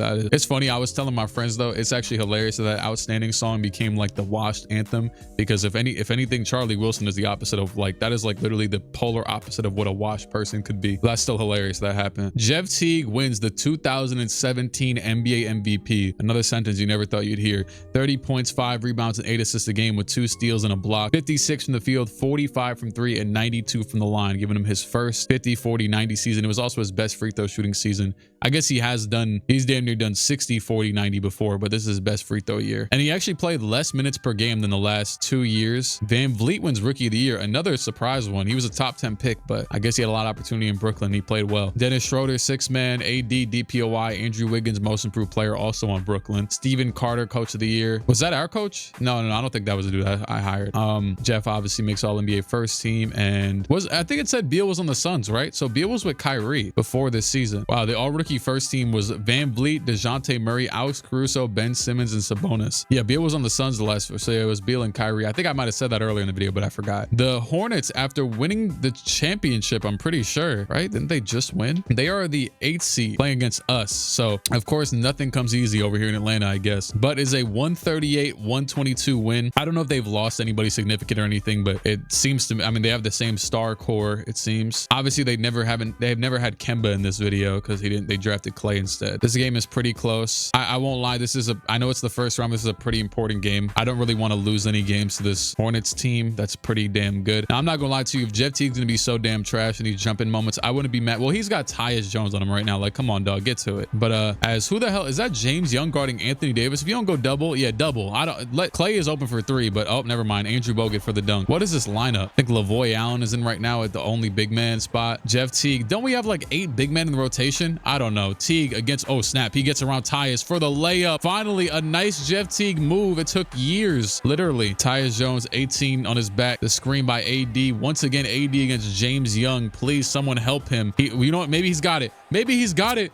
Oh no, he went back up. He missed it again. James Young, a phenom. Lavoy Allen on the break. Oh no, what is Lavoy Allen doing? Oh my goodness, Lavoy Allen off the dribble. How has this happened? How has this occurred? And he missed a free throw. You know what? That's just the universe balancing itself back out. All right, Tyus Jones, the screen by Clay actually, and it's gonna go to AD in the post against Al. He's going to a go-to shot, it looks like, and he's gonna just, oh, he pump fakes it. That is like, see, like, how is that shot ever gonna get open? That was such an ugly looking go-to shot. Oh boy, Clay over Jeff for 3. That's off. Game tied. What's his name? Josh had the ball. He gives it to Lavoy Allen, who's weirdly posting up. He gives it back now to Jeff. Jeff against Thomas. Jeff seems like have an extra pep in his step, and it's Brad Beal for the 3. It's good. We got a second dynamic scorer that actually fits this era. I'm sorry, Manu. I'm sorry, Joe. I'll rock with both of you. I'm be honest, same as Melo, Joe Johnson's play style just does not work in 2K. He shoots too many contested shots and too many tough shots. Brad Beal does too, but at least he can dribble and get open a little bit better. Wow, Clay with the pull-up. Speaking of dribbling and getting open, you know, like in this game, you need to build the ultimate amount of space to actually get an open shot. So phone booth players aren't as proficient as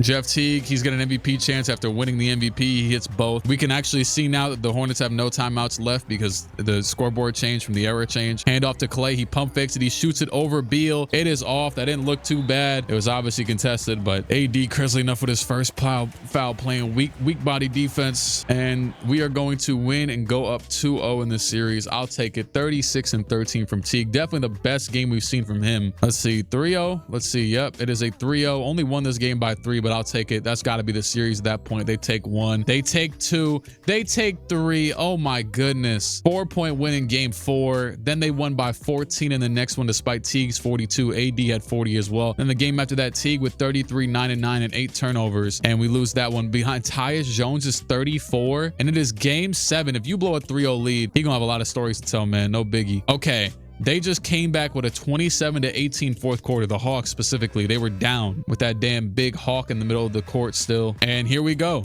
2:30 to go. Series on the line. Game 7 of the first round with a 3-0 lead blown. This would be, to my knowledge, the first blown 3-0 lead, unless it happened earlier in the video. Pass over to Clay. Clay with a handful of room. The 3 is off. Rebound by James Young. Teague actually is not in the game right now, as Young's gonna drive to the basket and with a nice pass to Beal, who misses the layup. It was contested by Tyus. Clay and AD are both out here as Tyus is dribbling the rock. Tyus gets some room. He brings it back to the left, out to AD. AD with Al Horford on him. He's dribbling from the perimeter. Back over to Clay, who just keeps getting just enough room, but he misses again. Thad Young now. Pass over to Mullins. Mullins to Beal. Beal dribbles it back over to the left. Beal between the legs. He steps it back. Close shot is good. That's what I'm talking about. That's a beautiful move by Brad. Real deal. I know Brad. That actually makes me kind of sad because you know what's crazy too? I was just on fantasy basketball. I had Trey Johnson early in the season and I dropped him because he wasn't really getting played. And it's like, I've heard so much obviously about Nipple because he's been playing so well, and obviously all the other rookies, but like, boy, Trey Johnson, I was really excited to see how his rookie season went. I went to his stuff. He actually hasn't been playing all that bad. I just haven't heard a peep out of him because he plays in Washington. And with Brad Beal, it's like, it was the same thing even when he was averaging 30 low key. He didn't even make an all-star team averaging 30. And I just feel bad now that like everyone's cooking his career.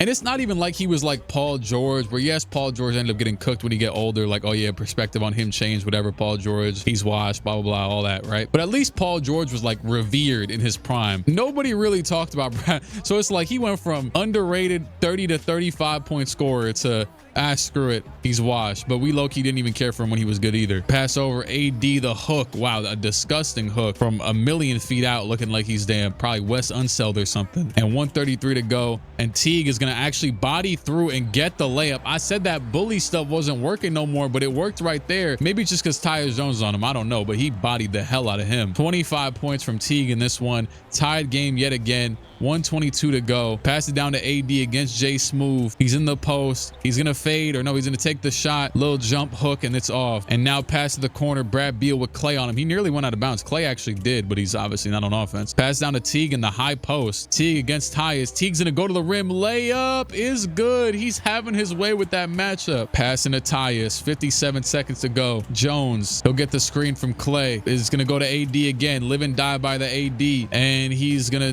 get kind of bodied by Josh. Goes back to the left. Josh still playing good defense. AD misses it. Horford rebound. Horford up to Teague, 40 seconds to go. Teague, the hezzy, the between the legs cross, now goes to the rim. Teague, could he go all the way? He brings it back out. He's gonna chill out. No, he's never mind. He's going back to the rim. He's about to shoot some garbage. I can already feel it. Oh boy, he's getting stuck. He's getting stuck. He's gonna go up with it anyways. He misses. Rebound by Bogut. They take the timeout. Now you gotta hope for the fact that they hopefully don't go for a Klay Thompson 3 here. That could be the dagger. Maybe they go for the AD shot again. That's more than likely. Actually, AD, it looks like he's gonna get it, gonna just get it from the top of the key.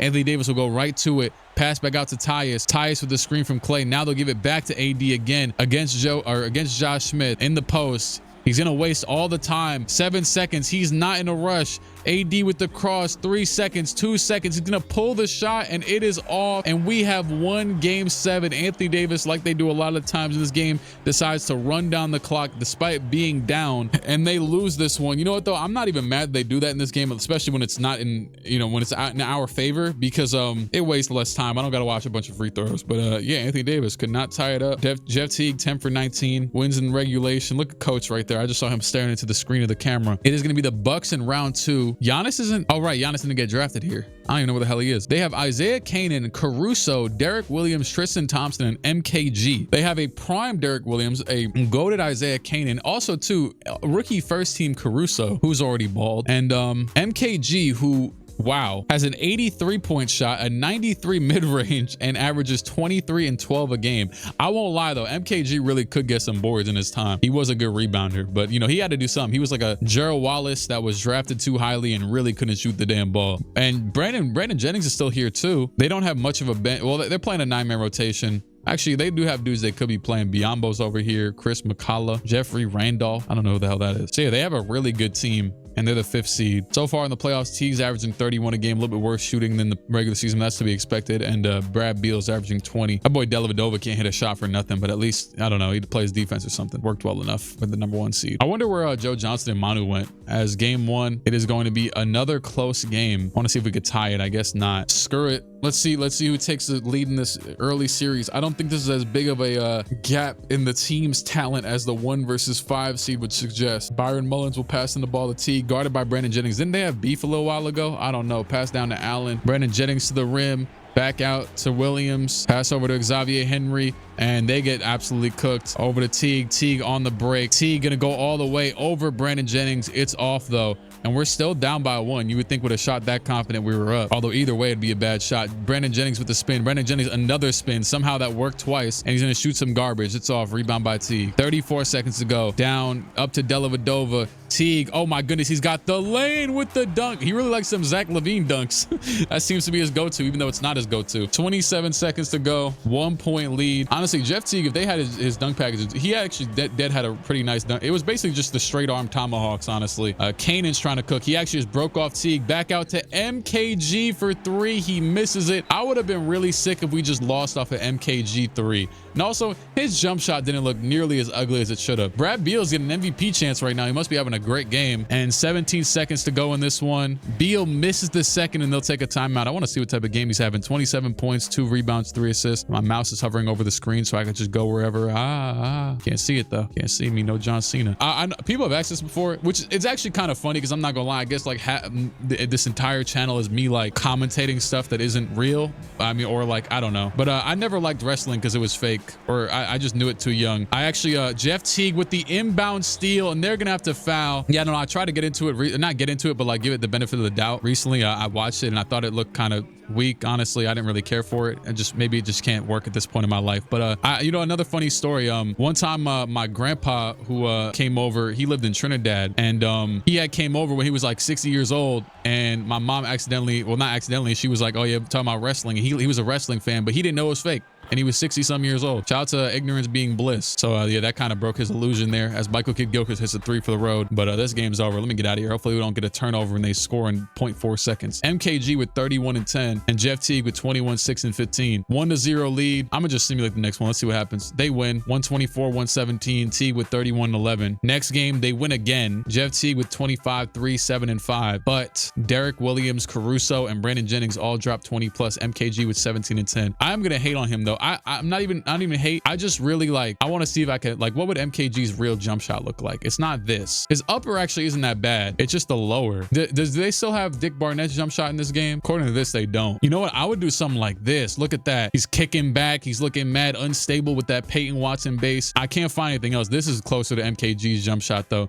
I don't think you could, honestly, the dude who made this roster definitely tried because he put it on very low, but I think this is a little bit closer. He did jump higher though, but I can't find none that mimics that. Screw it. I'm gonna just simulate it. We lost again. 113, 121. We are down 3-1 in the conference semifinals to the Bucks. We still have yet to make it to the conference finals. Hopefully they could just hold on to this one. I don't gotta jump in. Oh my goodness. It's close as hell. Okay, cool. Let's just get to a game 6. Game 6, it's anybody's series. Come on. I don't care about a 3-1. We damn near just blew a 3-0. Oh boy. Oh boy. Milwaukee's got it. We have lost to the Bucks as the first seed in the second round. Mickey Hawks, #1 seed. I'm sorry. Speaking of Mickey, I saw someone post a video of Donovan Mitchell. It was the Disney Christmas thing was hilarious. They had Donovan Mitchell going up as Mickey and throwing down that tomahawk over OG, that poster, which was an insane dunk, by the way. My whole room went silent when that dunk went down. 26 and 10 and on 6 assists a game from Andrew Bynum. That's an insane stat line, looking like Shaq. I never really got to watch Andrew Bynum because his career was basically over by the time I started watching the NBA.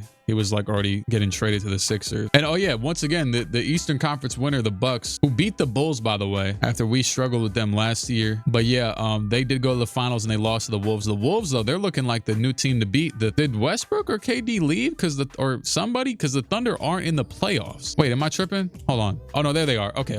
And they are still all together. They have Amari Stoudemire at the 4. I don't know why. Where did I not see them? Where? Oh, there they are. Okay, because they're red as the background. I don't know.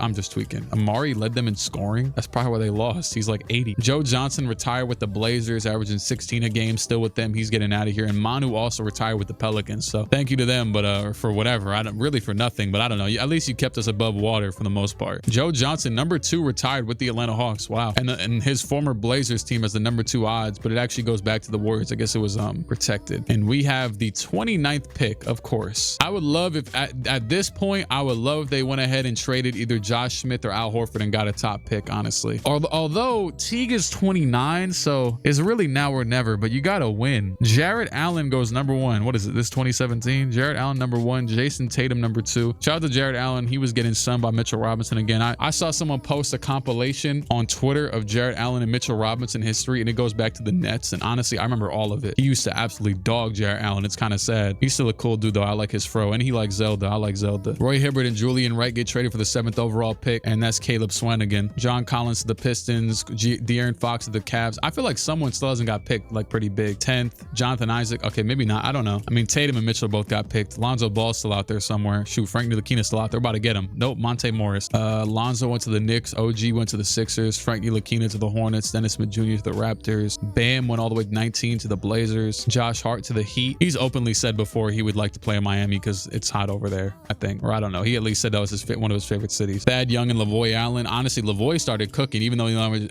only averages 5.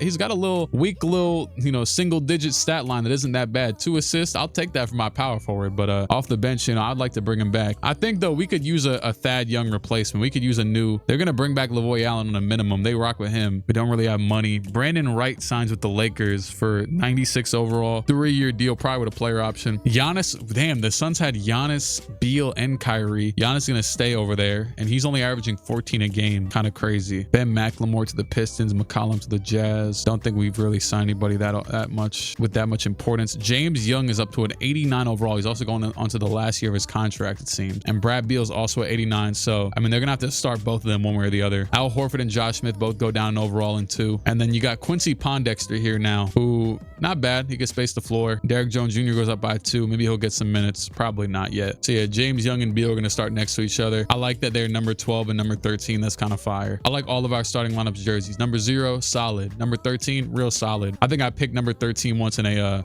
basketball league to be like, because I want to be like either, I think Steve Nash was the one at that time. Josh Smith, number 5, 15, Al Horford. The bench is decent, double big off the bench or triple big, but it's been okay enough, I guess. I just seen this video on Instagram, my guy Trey talking about this is how you used to have to shoot free throws on NBA Live.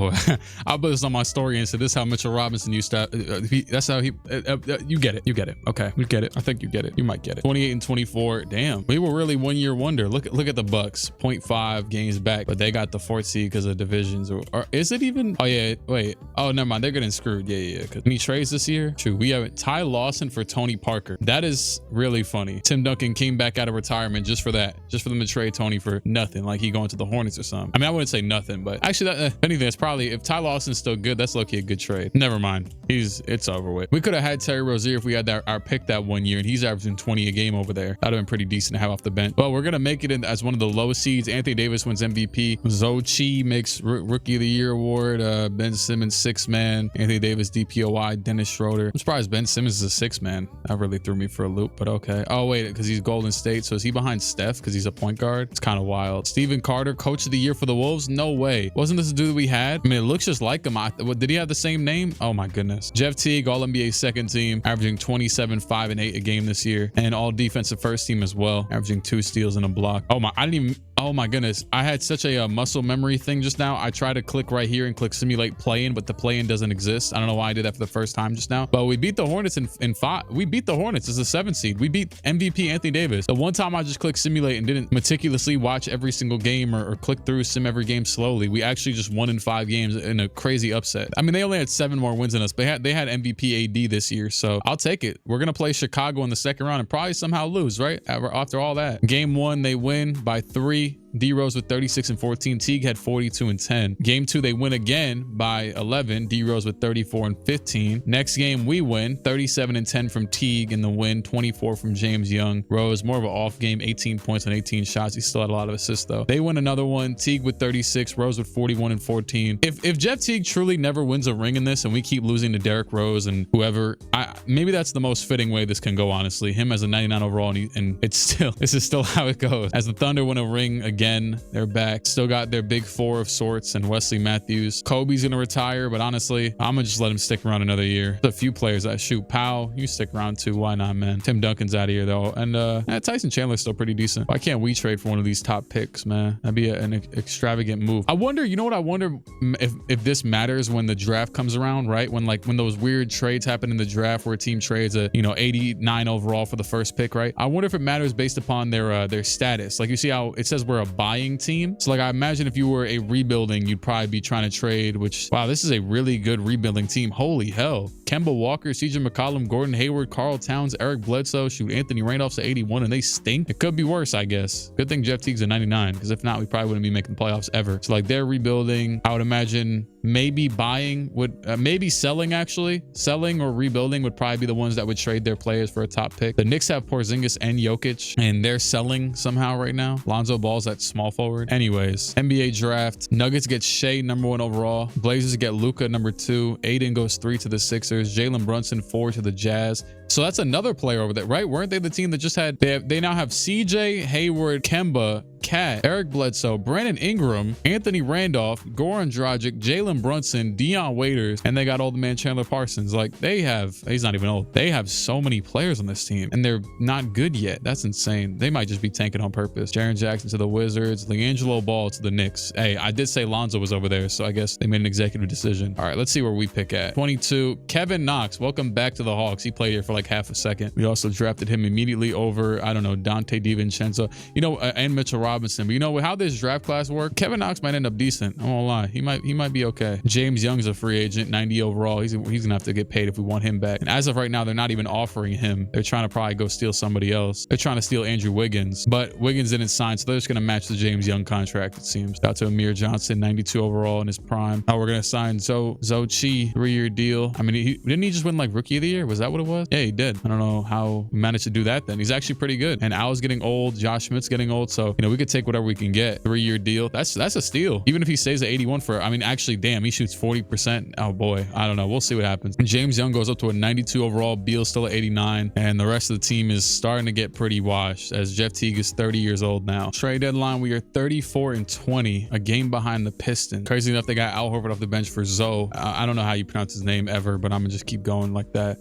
You know what? He's playing pretty good. He's spacing the floor, 44 from the from the field and 41 from 3, along with 13 and 8 a game. He can play the 4 as well. Him, Al can both play the 4. So if they wanted to, you know, start them together, they could just do that. But yeah, this is probably the most refined the lineup has been because we actually have like wings and guards and like a good mix. Derek Jones, Dellavedova, Pondexter, Ekpe, Al Horford, Jeff Teague obviously is Jeff. He's averaging 26 and 9 a game this year. He is in the MVP race again, but he's 5th. Blake Griffin and D Book, both on the Clippers, are both top 3. They're both averaging 30 plus a game. That's insane. I need to go see how weak that team is if they're managing to do that. Eric Gordon's over there too, and Otto Porter. And after that, I mean, the team's not bad. They're #1 in the West. They're actually #1 in the league. We're #3. The Pistons are better than us in the East right now by a game, and they have Dame, Ben McLemore, who's a 95, Rodney Hood, Donatas Montejunas, Andrea Bargnani. I think there was a trade line where Montejunas got traded, but then it got rescinded because he like failed the physical or something like that. I don't know. It was like 2016, I think, or 15. It looks like we're gonna end the season holding on firmly to that 2nd seed as Blake Griffin wins MVP again, I'm pretty sure. Luka Doncic Rookie of the Year, averaging 12. Ben Simmons 6th Man of the Year. AD DPOY. Marcus Smart Most Improved Player. Byron Scott Coach of the Year. I'm about to say, I knew Marcus Smart's shooting splits had to be horrendous. They always are horrendous in this game and in real life, to be honest. 36 from the field and 26 from 3, but screw it, he's on the net, so why not? D Book and Blake both make the first team alongside Mr. Jeff Teague, averaging 26 and 9 a game,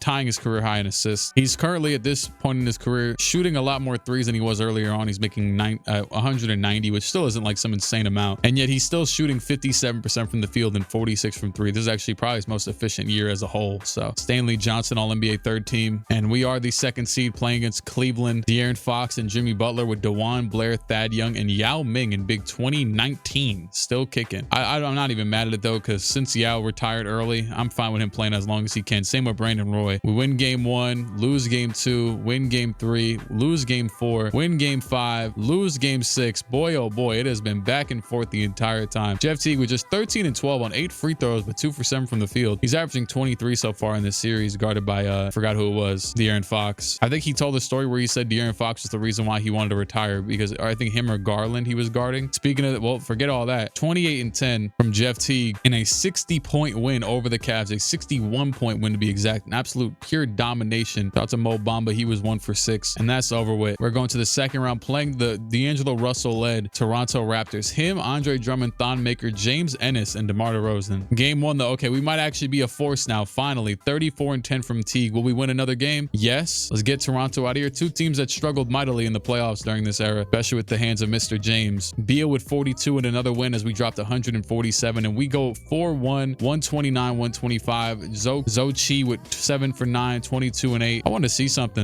Well, in the playoffs, yeah, we're the second best offense right now, top 4 defense. Holy, yo, this is the regular season.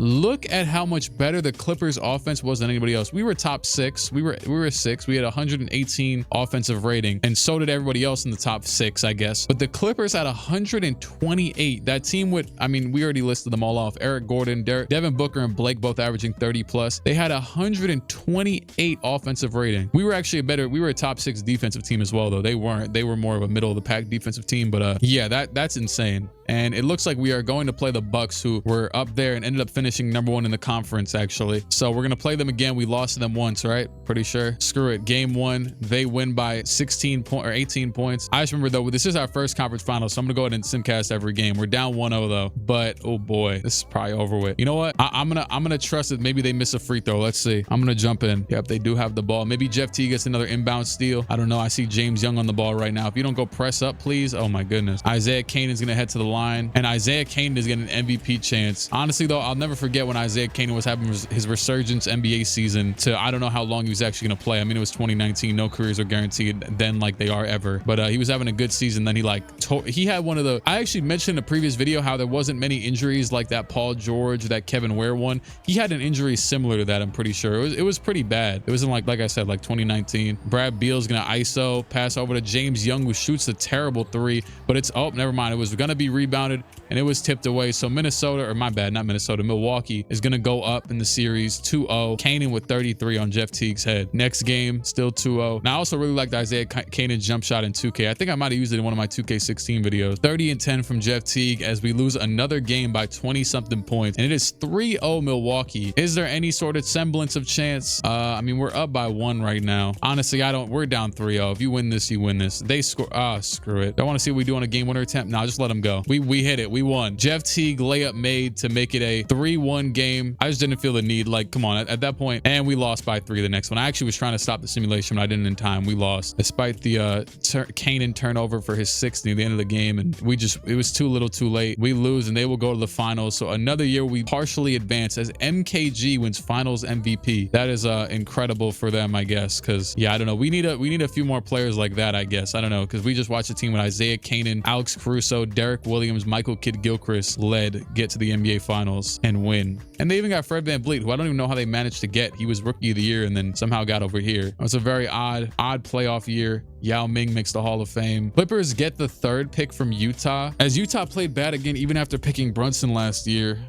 Good God, what are they doing? I don't know. I've really been waiting to see if we will ever trade for a top pick, but Zion goes #1 to the Nets, Ja Morant #2 to the Nuggets, 3 is Bol to the Clippers. That might be some cheese if he's actually good. Cam Reddish to the Pacers, Tyler Hero to the Trailblazers, and RJ Barrett to the Timberwolves. Let's see where we pick at. 21, we get Brandon Clark, and we also have 28 and get Cam Johnson. Okay, not bad. We did pick Brandon Clark directly before Naz Reid, but I mean, at least he's a 77 overall. That's not bad. We'll live. They're going to decline the team option for Derek Jones and Monte Morris. Okay. Kyrie Irving leaves the Suns after his 8 years over there for the Dallas Mavericks. Actually, he's a 96 overall and just had his best career scoring year. And I was about to say, I know Melo was over there, but he left there for the Bulls now. He's pretty old. But Kyrie was the premier free agent of this year's free agency, and he will go join Kevin Huerter, and Dwight Howard went over there too. Yeah, he's been over there a little while now. Obviously, Dirk retired a little while back. Let's see what we signed. I did notice they were trying to sign Rudy Gay, and they did get him to a 1-year minimum deal. He's down to an 80, but that's still a good signing. I'm not mad at that. Fantastic 3-year signing for Zochi, because he is now on his 2nd year of his deal out of 3, and he's up to an 83. And Al Horford's down to an 82. Josh Smith is damn near out of commission. He's a 77. So I actually don't know what they're going to do there. Kevin Knox is listed as a power forward. If they start Kevin Knox, that'd be hilarious. They also got Tobias Harris. Didn't even realize that. On a 2-year deal. I'm not mad at that either. A lot of wings on this team now, and abundance. They're going to start this year with Josh Smith still at the 4, and Brad Beal and James Young are, they currently have Beal actually at the 3 and James Young at the 2. I guess it really doesn't matter either which way. I actually don't know what Teague's contract situation is. He's got 2 years and $70 million left. He's in year 11 currently, so he's obviously, without without me knowing, he re-signed at some point. I guess he just re-signed. He's got 2 years with a player option on the 3rd. And I think he should still be, or no, he went down 2 overalls. I don't even know how that happened, but him and AD are basically tied as the best player in the league overall wise, but it hasn't really looked like it in a while now. I mean, I don't know. He's kind of doing his job. No Cam Newton. He's kind of doing his job. Like, he's averaging 30 and 10 damn near every single year, and we just don't win. We don't help him out. You know, he don't got an MKG on his team to save him. We got James Young and, you know, and Brad Beal, but that's about it. Blake Griffin with 35, 13, and 5. It honestly makes me happy to see Blake being this damn good. I wonder if they'll win anything though. Zion, shoot, fake Blake, rookie of the year, 24 and 6 a game. Then you got Ben. We got a lot of slashers. Ben Simmons, 6 man, Joel, DPOY, Luke Kennard, most improved player, Byron Scott, coach of the year, and Hunter Thomas, executive of the year. Jeff Teague makes All-NBA first team, 26 and 10 a game, his highest assist average ever. A little bit worse from the field and from 3 than we're used to from him, but yeah, we're still here, I guess. And he also made all defensive first team. We are the 5th seed playing the Orlando Magic. 51 wins, is only 3 games back of the 1 seed, so it's kind of just an even conference. We got 6 teams with 50 wins, so it's anybody's ball game except for maybe the 7th or 8th seed, who knows. We are playing against Brandon Knight, Malik Monk, Miles Turner, Marvin Bagley, Al-Farouq Aminu, Zubats, Omri Caspi. This is just the ultimate role player team that all of them have hit the mid 80s. Let's just simulate game 1. They win. They are the higher seed, and Jeff Teague drops 43, 6, 6, and 5 in the loss on 14 for 30 shooting. The next game, better game from Teague and Beal, just overall efficiency wise, and we win by 10. Next game, they're gonna win 31 and 10 from Teague, and they have a 13-point win. We win the next one, 40 points from Teague and a 20-point win. Please, just, oh my goodness, they can't make nothing easy. 24 from James Young in the loss to 22 from Miles Turner, and we are down 3-2 yet again in the conference finals. And my bad, whatever the hell, the quarterfinals. It's not even it's the first round, and we lost. Al Horford with 25, James Young 22, Teague with 21 and 16. Another fantastic game. This is what I mean. He's doing his job, and he's also all defensive first team, all NBA first team. Like, I don't know, maybe I could expect him to be like a, you know, 40 point per game scorer if he's a 99, but I mean, at this point, he's a point guard. You know, he's a very typical point guard in a general sense. He's averaging 10 assists. This is like some shorter, I don't even know who would this compare to. Like, I mean, look at his playoff numbers, 29 and 9 on 59 from the field and 55 from 3. This is just like some S tier Chris Paul stuff, maybe minus a few assists. Isaiah Canaan finals MVP. Then again, though, Chris Paul also didn't win anything, so I can't really. Yeah, Canaan and the Bucks won another one. This team is cracked out. I don't even. Jordan Clarkson's over there, Caruso, Jakob Poeltl, Daquan Jeffries, Xavier Henry's still over here too. I did not know he had a face scan. Kobe Bryant's gonna retire after 24 years pro. Now the Utah traded their pick to the Warriors this year. What are they doing? I mean, obviously you're not good. Like, I think they just re-signed our coach again. I mean, to be honest, the coach has 3.5 star ratings on everything. I don't know who to blame at this point. We already fired one coach and we have the same issues, so I'm not gonna be the one to fire him again. Denny Abdia goes #1 overall, and Edwards goes #2 to the Mavericks, so he'll be with Kyrie. That is kind of wild. 3rd overall pick, the Warriors are gonna trade it again. The Jazz pick, they're gonna trade it to the Bulls for Carmelo Anthony, and Melo will become a Golden State Warrior. For Patrick Williams to the Bulls for Melo. James Wiseman to the Cavs. The Grizzlies trade pick 5 to the Celtics for Anthony Bennett, and Jaden McDaniels will go there. I just saw Jaden McDaniels. Shout out my guy, man, Big Jokic. Jaden McDaniels was talking about some, yeah, they put me on him, and honestly, I couldn't stop him either. I don't know how the hell, there's no really way to stop him. I saw him say that just like 10 minutes ago. LaMelo, though, also goes to the Bulls with their 6th overall pick. Okay, at least they made up for it. You know, if those picks were reversed, it wouldn't really look that crazy. Obi Toppin to the Pacers at #8. It's kind of funny. Same pick and everything. Jalen Smith, Onyeko Kongo. All right, where do we pick? 24. Craig Clemens. Is that it? Oh my God. And then Desmond Bane goes next. Let me guess. Isaiah Joe next. Paul Reed. Screw it. I take him too. Lindy Waters. Why not? Josh Green. Lamar Steve. I don't. And then we pick some bum because he's not even real. Okay. Tyrese Halliburton went 21, and Maxey went the pick before us, right before we drafted Craig Clemens. And then we could have had Bane. Forget the what ifs. We could have just drafted Bane. Shoot, screw it. Pat Spencer went 2nd round. I take him over. I did not know he was that old. Kevin Knox, welcome back on the team option. We had Kyle Kuzma. Why'd I just see him? I don't know. Oh wow, he just stinks, and we got him on a damn 2-way deal. Oh yeah, I don't know what the hell happened with the Rudy Gay experiment. He was decent. It just didn't matter. Well, we signed Omri Caspi, right? He gets older. We still got Zoe. We still got Al Horford. Kevin Knox goes up to an 80. He is probably going to be the starting power forward, and Josh Smith is a 74 overall. Yes, Kevin Knox will be your starting power forward, more than likely. So yeah, it is going to be Kevin Knox at the 4. Maybe he's the savior. Maybe he's the chosen one. I don't know. So we got Omri Caspi, Al Horford, Tobias, Cam Johnson, and Brandon Clark off the bench. Josh Smith just a year after being in the starting 5 still, with a 64-3 and a 57 mid-range. Yeah, maybe this didn't help help us either last year. Did he start the whole year? He started 42 of the games, still played all 82. I don't even know who they started over him. Probably Al and Zoe. Considering our rank of, well, we were just the 8th seed, now we're 6th. I don't think Kevin Knox was the chosen one. But at the deadline, Teague averaging 28 and 10 a game on 56 from the field and 46 from 3. James Young's giving us 25 a game this year. Beal's giving us 21. Shoot, Kevin Knox is averaging 11 and 3 on 55 from the field and 32 from 3. I'll take it. I don't really care. And then this dude 40% from the field, the big man Zoe. Anthony Randolph is here. Did they trade for him? They did. We traded, wait, what? Wait, what? We traded Al Horford for Chris Bosh and Shane Larkin. I guess Kyle O'Quinn was here too. And then we traded Chris Bosh for Anthony Randolph. So that's the Blazers and the Pistons. So we got Al Horford out of here for the hell of it for Chris Bosh. But then we took Chris Bosh, and I don't even know how long was between these trades, but old man, 36-year-old Chris Bosh, 81 overall. And I guess now we have 70, but wait, he's 31. He's still pretty old too. I mean, he's in his prime, I guess. But let's see. The Lakers traded Rajon Rondo to the Bucks for a first-round pick. Monte Ellis for Mason Jones. That's insane. These trades were a week apart in the first month of the season. So I guess at the very least, you can assume our record right now is based upon Anthony Randolph being here for basically the whole year. So at least there's nothing really to no what-if scenario. You know, it's just you get what you get. Jeff Teague, by the way, it looks like he re-signed again. He has another 3-year extension until he's 35. He just liked being out here in Atlanta. He doesn't even care. Anthony Davis wins MVP. Zananan Musa, I think there's like the 6th video in a row that he wins Rookie of the Year in this era. Kristaps Porzingis, 6th man of the year with the Knicks. How is he the 6th man? I did just notice he's listed at center. I don't know. Cat defensive player that, yeah, sure. I don't know. You know what's funny? I saw people posting the, nerdy advanced stats stuff, which I appreciated when it fits my narrative. No, I'm just playing. I actually didn't have a narrative at all for Cat being a good defender, but I saw something that said Cat is like a top 5 to 10 defender in the league this season, according to X, Y, and Z. And I'm like, what the hell? I guess. Terrence Jones, most improved player. Benjamin Nelson, coach of the year for the Knicks. So I guess that 6-man Porzingis thing is working well enough. Braun, you know what? I can't even be mad that Jeff Teague's not doing nothing because I haven't seen Braun do anything this entire damn video. He averaged 32, 6, and 7 this year. Jokic makes the first team. Obviously, he's starting over Porzingis. And Jeff Teague makes the second team, averaging 28, 5, and 10 a game. Next to Jabari Parker, Blake Griffin, Karl Towns, Kyrie Irving. The third team is Wall, Curry, Brandon Wright, Stanley Johnson, and Boogie. All right, well, we finished as the 2nd seed behind New York by 4 games. I did want to see what the hell they're doing. You know me. They have Yabu Saleh again, and he's starting over Porzingis. They also have Shaman again. Damn, they got a lot of reoccurring characters with Josh Okogie. This is a pretty modest team. It's just really Jokic going crazy with Lonzo Ball playing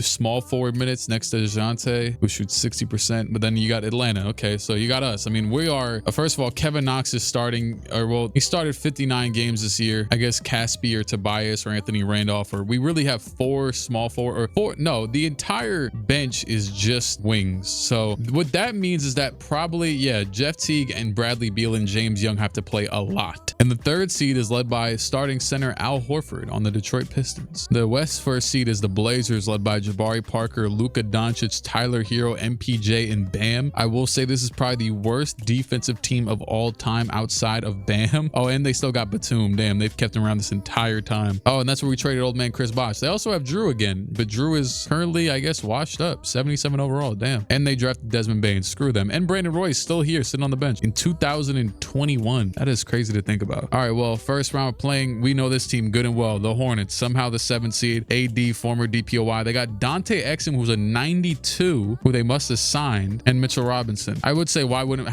we signed a damn Dante Exum, but we had to pay James Young. So anyways, we're up 3-1, and that'll be 4-1 going to the 2nd round playing the Miami Heat. LeBron James, Jeremy Lin, Jordan Poole, and JaVale McGee. Obviously, the big 3 is cooked because D-Wade is, I don't know where D-Wade is, but he's got to be like 40 at this point. He might not even be in the league anymore. He retired in 2019. So yeah, but he's got Jay Lin, and we're going to go down 2-1, tie it 2-2, go up 3-2, and it's once again another hard-fought 7-game series against LeBron James and the Heat this time around, and the Heat are going to win in 7. James Young with 29, Teague with 23 and 14, 2 for 10 from 3, and LeBron had 41, 9, and 10, going crazy in this playoff run right now. He is probably just sick that he damn near didn't make the finals that entire 2010s decade, after in real life he made it the entire decade. Jeff Teague averaged 33 and 12 in this playoff run, and we still lost in the 2nd round. So yeah, and they are going to lose to the Knicks, who then lose to the Kings, and DeMarcus Cousins wins the Finals MVP in a 7-game series win with him, Kawhi, Mike Conley,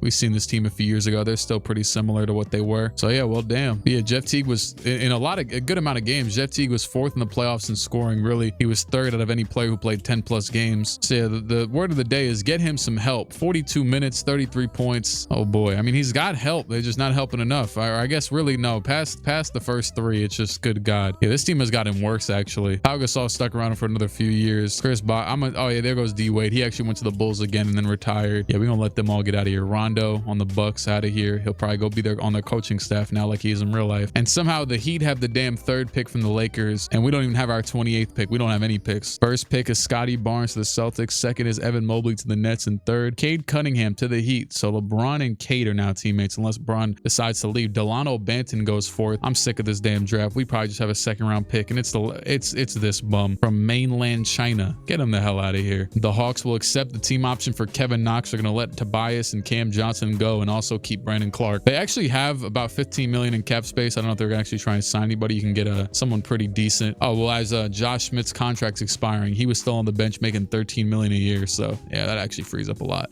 I am not. Hopefully this doesn't get matched. Yeah, it doesn't seem like it did. We have signed 86 overall, 29-year-old Rudy Gobert. I'm not mad at that. His stats actually are not good, but oh boy, he took away 2 wins from the Wolves last year. That's funny. He was actually on the Wolves again. I mean, you know what?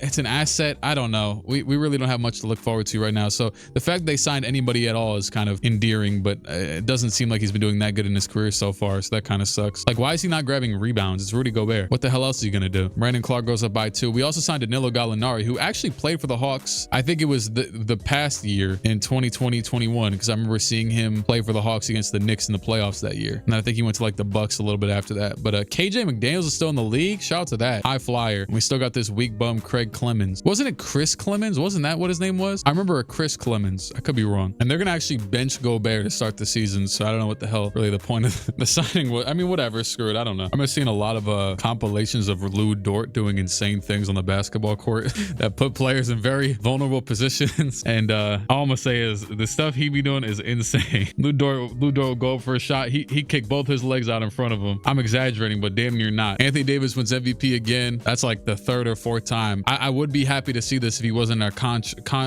conference and beating us almost every other year. Evan Mobley, Rookie of the Year. Kristaps, 6th man again. It worked for them last year, so why not? Cat wins DPOY again. Bam, Most Improved Player. Keith Smart, Coach of the Year with the Blazers, Bam's team. And the Spurs get the Executive of the Year. And that's crazy though. Cat's only at 87 overall, yet he averages 26 and 13. See, we need a player like that. Actually, wait, I forgot. The Jazz haven't been doing anything for like 10 years now, unless they're good now all of a sudden. Jeff Teague makes the All-NBA 2nd team, averaging 26 and 10 a game. His assists have gotten better and better over the last like 4 years or so. And he makes the All-Defensive 1st team. We have an absolute monster at the 1, but nobody else is doing anything except for, well, the obvious. Screw it. Let's just simulate again. Let me shut the hell up. Playing against the Milwaukee Bucks. We've seen them win 2 championships and beat us multiple times. Is that about to just happen again? Oh, wow. I think we just blew a 3-1 lead. I think, hold on. Game 4, we win. Game 5, they win. It was something of that nature. I mean, yeah, they won the last 3 games. So yeah, it was a 3-1 lead. That's what's up, man. Jeff Teague, 28 and 10. He averaged 30 and 11 in this series. In this series. He's doing all he can. There's really no other way to cut it. I don't know exactly. I mean, Rudy Gobert, now he's here. It's his first year here though, but he shot 44 from the field and really didn't do much. Tyreek Evans is here. They traded for him. What the hell? For Harry Giles and a 2nd round pick. Okay, I guess. Obviously, it's very simple. There just isn't enough firepower on this team, which is insane to say with 3 guys who can average 20 plus. But let's go look at the Bucks. They're obviously they're a 2-time champion, so they know what the hell they're doing, I guess. Bucks have 20 points, then they got 19, 18, 14, 13, 13, 11, 8. Like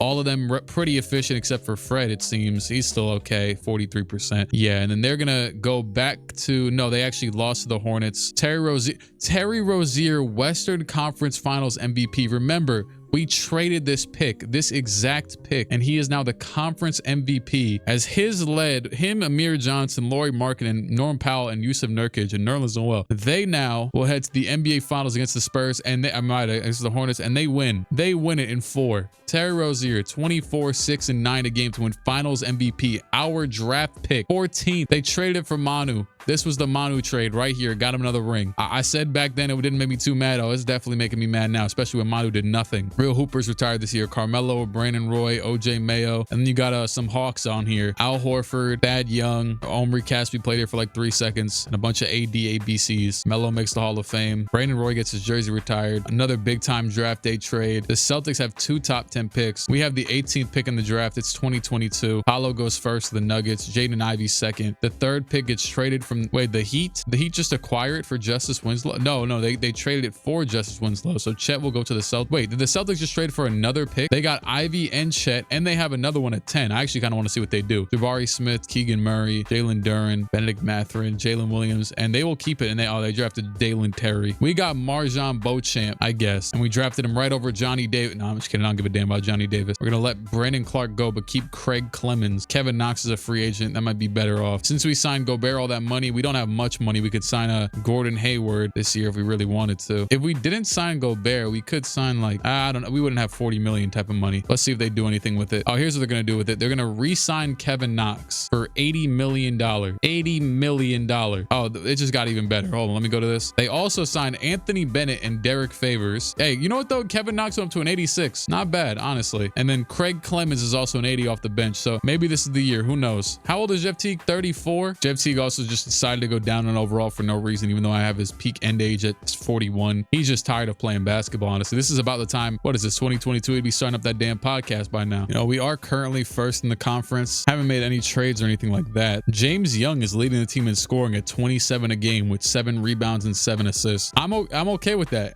We'll take anything at this point. Jeff Teague with 26 a game, 9 assists, and then Brad Beal with 20 and 6 a game. Don't know how this has become like the pecking order, but I guess we'll take it. Kevin Knox, 14 a game on 53% from the field. I don't know why he can't shoot threes. He has a 79 3-pointer, but he's shooting 29%. That was one of his like relative strong suits, but he's not good at it anymore. We're still starting Zoe over Rudy Gobert, which is kind of funny. I guess he was just signed here just to be a bench player. Jeff Teague is 3rd in the MVP race currently, although AD is averaging 37 and 12 a game. We are going to finish this season as AD obviously wins MVP. Jabari Smith, Rookie of the Year. Amir Johnson, 6th Man of the Year. Joel Embiid, DPOY. Precious Achiuwa, Most Improved Player, and LeBron James, Clutch Player of the Year. Larry Newton, Coach of the Year for the Spurs. Jeff didn't even make the All-NBA first team. He did make the All-NBA second team, averaging 26 and 9, as we've discussed previously. Another 50, 40, 90 season, which is like his 3rd in a row, and I think his 4th total. Jeff makes All Defensive first. He's made a combination of All NBA and All Defense like every single year. I'm a little bit surprised James Young didn't make nothing, averaging 28, 7, and 7. Like, my goodness. We're gonna play Detroit in the first round. We are the 1st seed. Detroit has 390 overalls. Dame, Ben McLemore, and Musa. So I don't know how this is about to go. Kind of worried, honestly, but we go up 2-0, 2-1, 3-1, and 3-2. Oh boy, here we go. Okay, cool. 6 games, we win. Playing the Magic, the 5th seed in the 2nd round. Same as when we played them a few years ago. I don't remember Jaylen Brown being here or Colin Sexton, but similar vibe. A bunch of mid-80 overalls. It's tied 2-2. We'll take a 3-2 lead, and we are going to go to the conference finals. So far, so good, unscathed. And playing the Bucks, the team I wanted to kind of model this team after ideally, but they have Fred VanVleet and Isaiah Canaan in the backcourt. That is maybe the shortest backcourt of all time. 6 foot and 6 foot. Derek Williams has definitely regressed from when we played them the last time. He was like an 88. Now he's an 82. So I think so. And I got Dennis Smith Jr. off the bench. Garrison Matthews. All right, 0-0. Let's start the series. Come on. Trying to get our first finals appearance. James Young heard me talking trash to the rest of the team, and he stepped up. Him and Jet both dropped 29 in this game. So does Brad Beal. He dropped 28. 11 assists for Teague. And yeah, their team just didn't hold up. Dennis Smith Jr. was 2 for 9. Shout out to that. I feel like they're going to change their starting lineup at some point in this, but oh my goodness, we are off to the races, and we're going to win another game. 2 huge wins, 27 points from James Young. This has been a rocky road. This hasn't even been like, you know, some sort of storybook. It's just been like real life, like as a broke family in America. That's how this rebuild has felt, or whatever the hell, this career simulation. We just we're given hope every year, and then we get nothing. There's 2 minutes to go. I believe we're still up, right? I was talking so damn much, I forgot what the series was. Yeah, we're still up 2-0. Screw it. Let's see.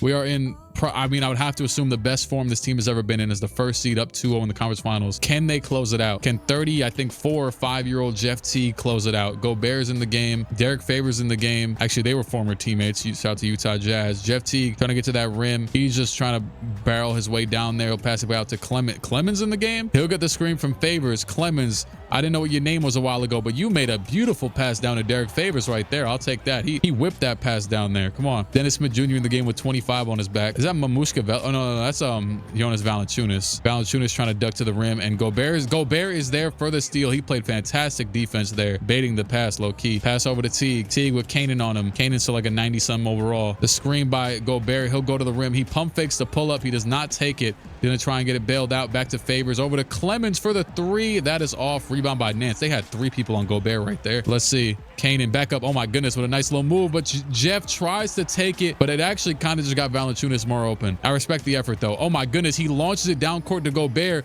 Gobert nearly out of bounds, and he throws the ball away to Smith. Jeff Teague and Gobert with rookie mistakes, forcing the offense, but he put Gobert in a terrible spot. Kanan now, he's gonna pass it down to Valanciunas against Favors. The layup is off. Rebound by Favors up to Teague. Teague running the break. He'll go baseline all the way to the rim. Layup is good. 38 seconds to go. Each team has 1 timeout to go, and we're up by 4 points. This is, oh my goodness, Gobert, this steal. Why do they keep doing that? I don't know. He'll give it to Teague and they will foul. Why do they keep trying to force these like half-court fast breaks so fast every single time? I don't know, but they're gonna foul again and put Teague on the line. So it looks like we're gonna go up 3-0 in this series in Milwaukee as Teague misses the free throw, but either way, we're still in a pretty good spot. And Jeff just hit 1, please, though. My goodness, thank you. And the Bucks will not take their last timeout yet. Watch, they're gonna dribble up and then take it. I know how this game goes. I know this game too well. They took the damn timeout. Honestly, I'm simcasting out of here. They're not gonna do anything. 7-point win, and Kevin Knox led the team with 21 points. Teague had 16 on 5 for 10, and we are gonna go stay in Milwaukee, try and close this one out. I'm just gonna simulate it. Screw it. We won. We did it. We finally got over the hump of the Bucks. And 47 from James Young in this last game. I would assume that's probably a playoff high for him that he's ever dropped. He has a career high of 60 though. When the hell did he drop 60? And so did Jeff Teague. Damn. Wait, can I see something? NBA history. It is the Hawks. The Hawks don't have a lot of like, oh, actually they had Bob Pettit. Let me see. Team records. No, yeah, but those are the 2 highest scoring games in this team's history. Jeff Teague did it almost. He did it in 2015. That's a minute ago. And James Young just dropped 60 in, what is that, 2 years ago, 3 years ago now? And James Young has been here for a minute. We drafted him. It feels like I'm still looking at like a young dude that we drafted, but he got drafted 2014. He has been on this team for 8 years. So yeah, it is 2022. Oh, actually 9 years, because I don't think he played his first year. It is 22-23. The 2023 NBA Finals are inbound. Teague is averaging 24 points per game. He's second on the team to 25 from James Young. That's good though. Jeff Teague's always been like a more point guard-y player, obviously. He's a point guard, you know, a old school point guard kind of, but still getting his bucket. So he needed another dude to finally score more than him. And he's not even shooting that efficiently from, I mean, he is. It's just not relative to him. Let's see what happens. The Trailblazers against, wow, they just ended that one quickly. Luka Doncic is going to be our first finals opponent as Teague averages 19 and 10 in the conference finals to win the conference MVP. That's kind of crazy with how James Young was playing. And they got Luka, Tyler Hero, Nick Batum, Michael Porter Jr., and Bam Adebayo as their starting lineup. They've also still got Amir Johnson off the bench. Derek Jones Jr., our former player in his first year over there, although he hasn't played for us in damn 5 years. I didn't realize it's been that long. They got Jalen Noel, Jordan Clarkson, Ron Harper Jr. Oh, he's not even playing. He's a 68 overall. And they got Dellavedova, another former Hawk. All right, game 1 in Atlanta. We had the better record in the season. Will that continue to the playoffs? We lose game 1 by 12 points. Jeff Teague and James Young combined for 68. Teague had 11 assists. They both were pretty efficient, but Luka had 33 and 14.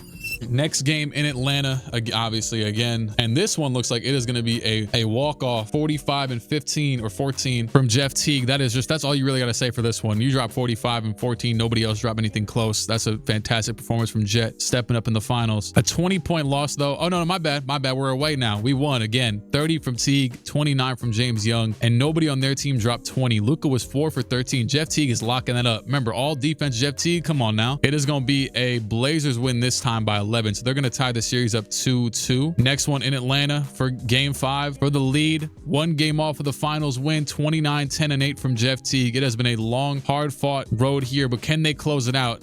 I can't celebrate yet because Portland 133-98. That is a statement win to go back to game 7 in Atlanta. I'm kind of mad none of these have been close, at least close enough to jump in. This one might be.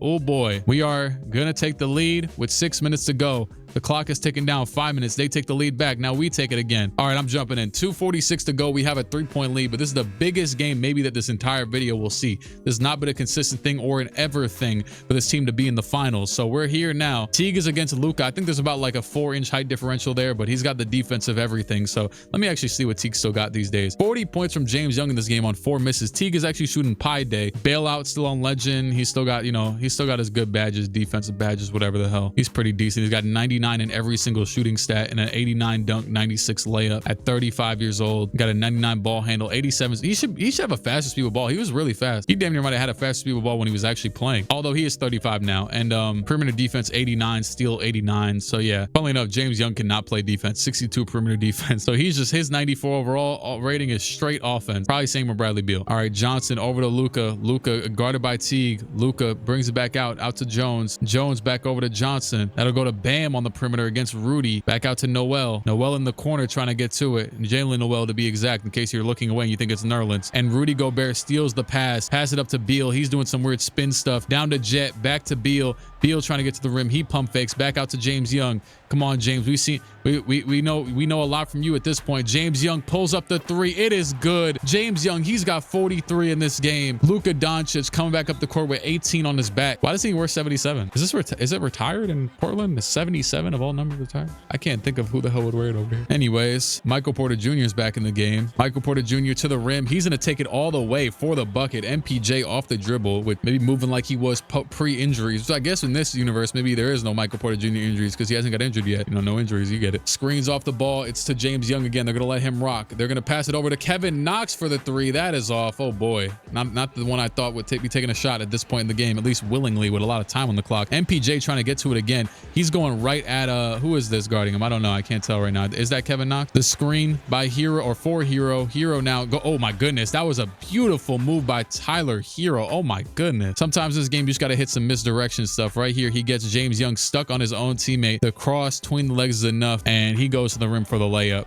Easy money. Jeff Teague, 1:21 to go. Game on the line. 2-point lead. He's gonna go right at Luka to the rim. He gets stuck. He has to pick the ball up. He's gonna go up anyways, and he gets fouled by Luka. Boy, if I remember, I was doing that Cooper Flag my career, and I challenged a few plays during that. I low-key want to play someone else's career soon because that was actually kind of fun, which I did not expect on this game. But as Jeff Teague goes to the rim, gets stuck, I want to see if this really did look like a foul. I think if I know they have some weird phasing through the body mechanics on this, but I think if I was Portland, I would challenge this here. But you know, the CPU doesn't challenge. Jeff Teague, that's good. And I mean, then again, you'd probably challenge regardless at this point in the game. We have 3 timeouts, boy. We could throw a challenge out if we need to. As MPJ will go back up the court, guarded by Kevin Knox, and he's going to shoot a fadeaway 3 from a millennium out, and James Young will get the board. He's run up the court. Boy, he looks smooth as hell run down the court. Good animations. Kevin Knox will shoot the floater. Kevin Knox. He held MPJ to shooting some garbage, but it isn't that hard to force MPJ. Why is MPJ the one with the ball, though?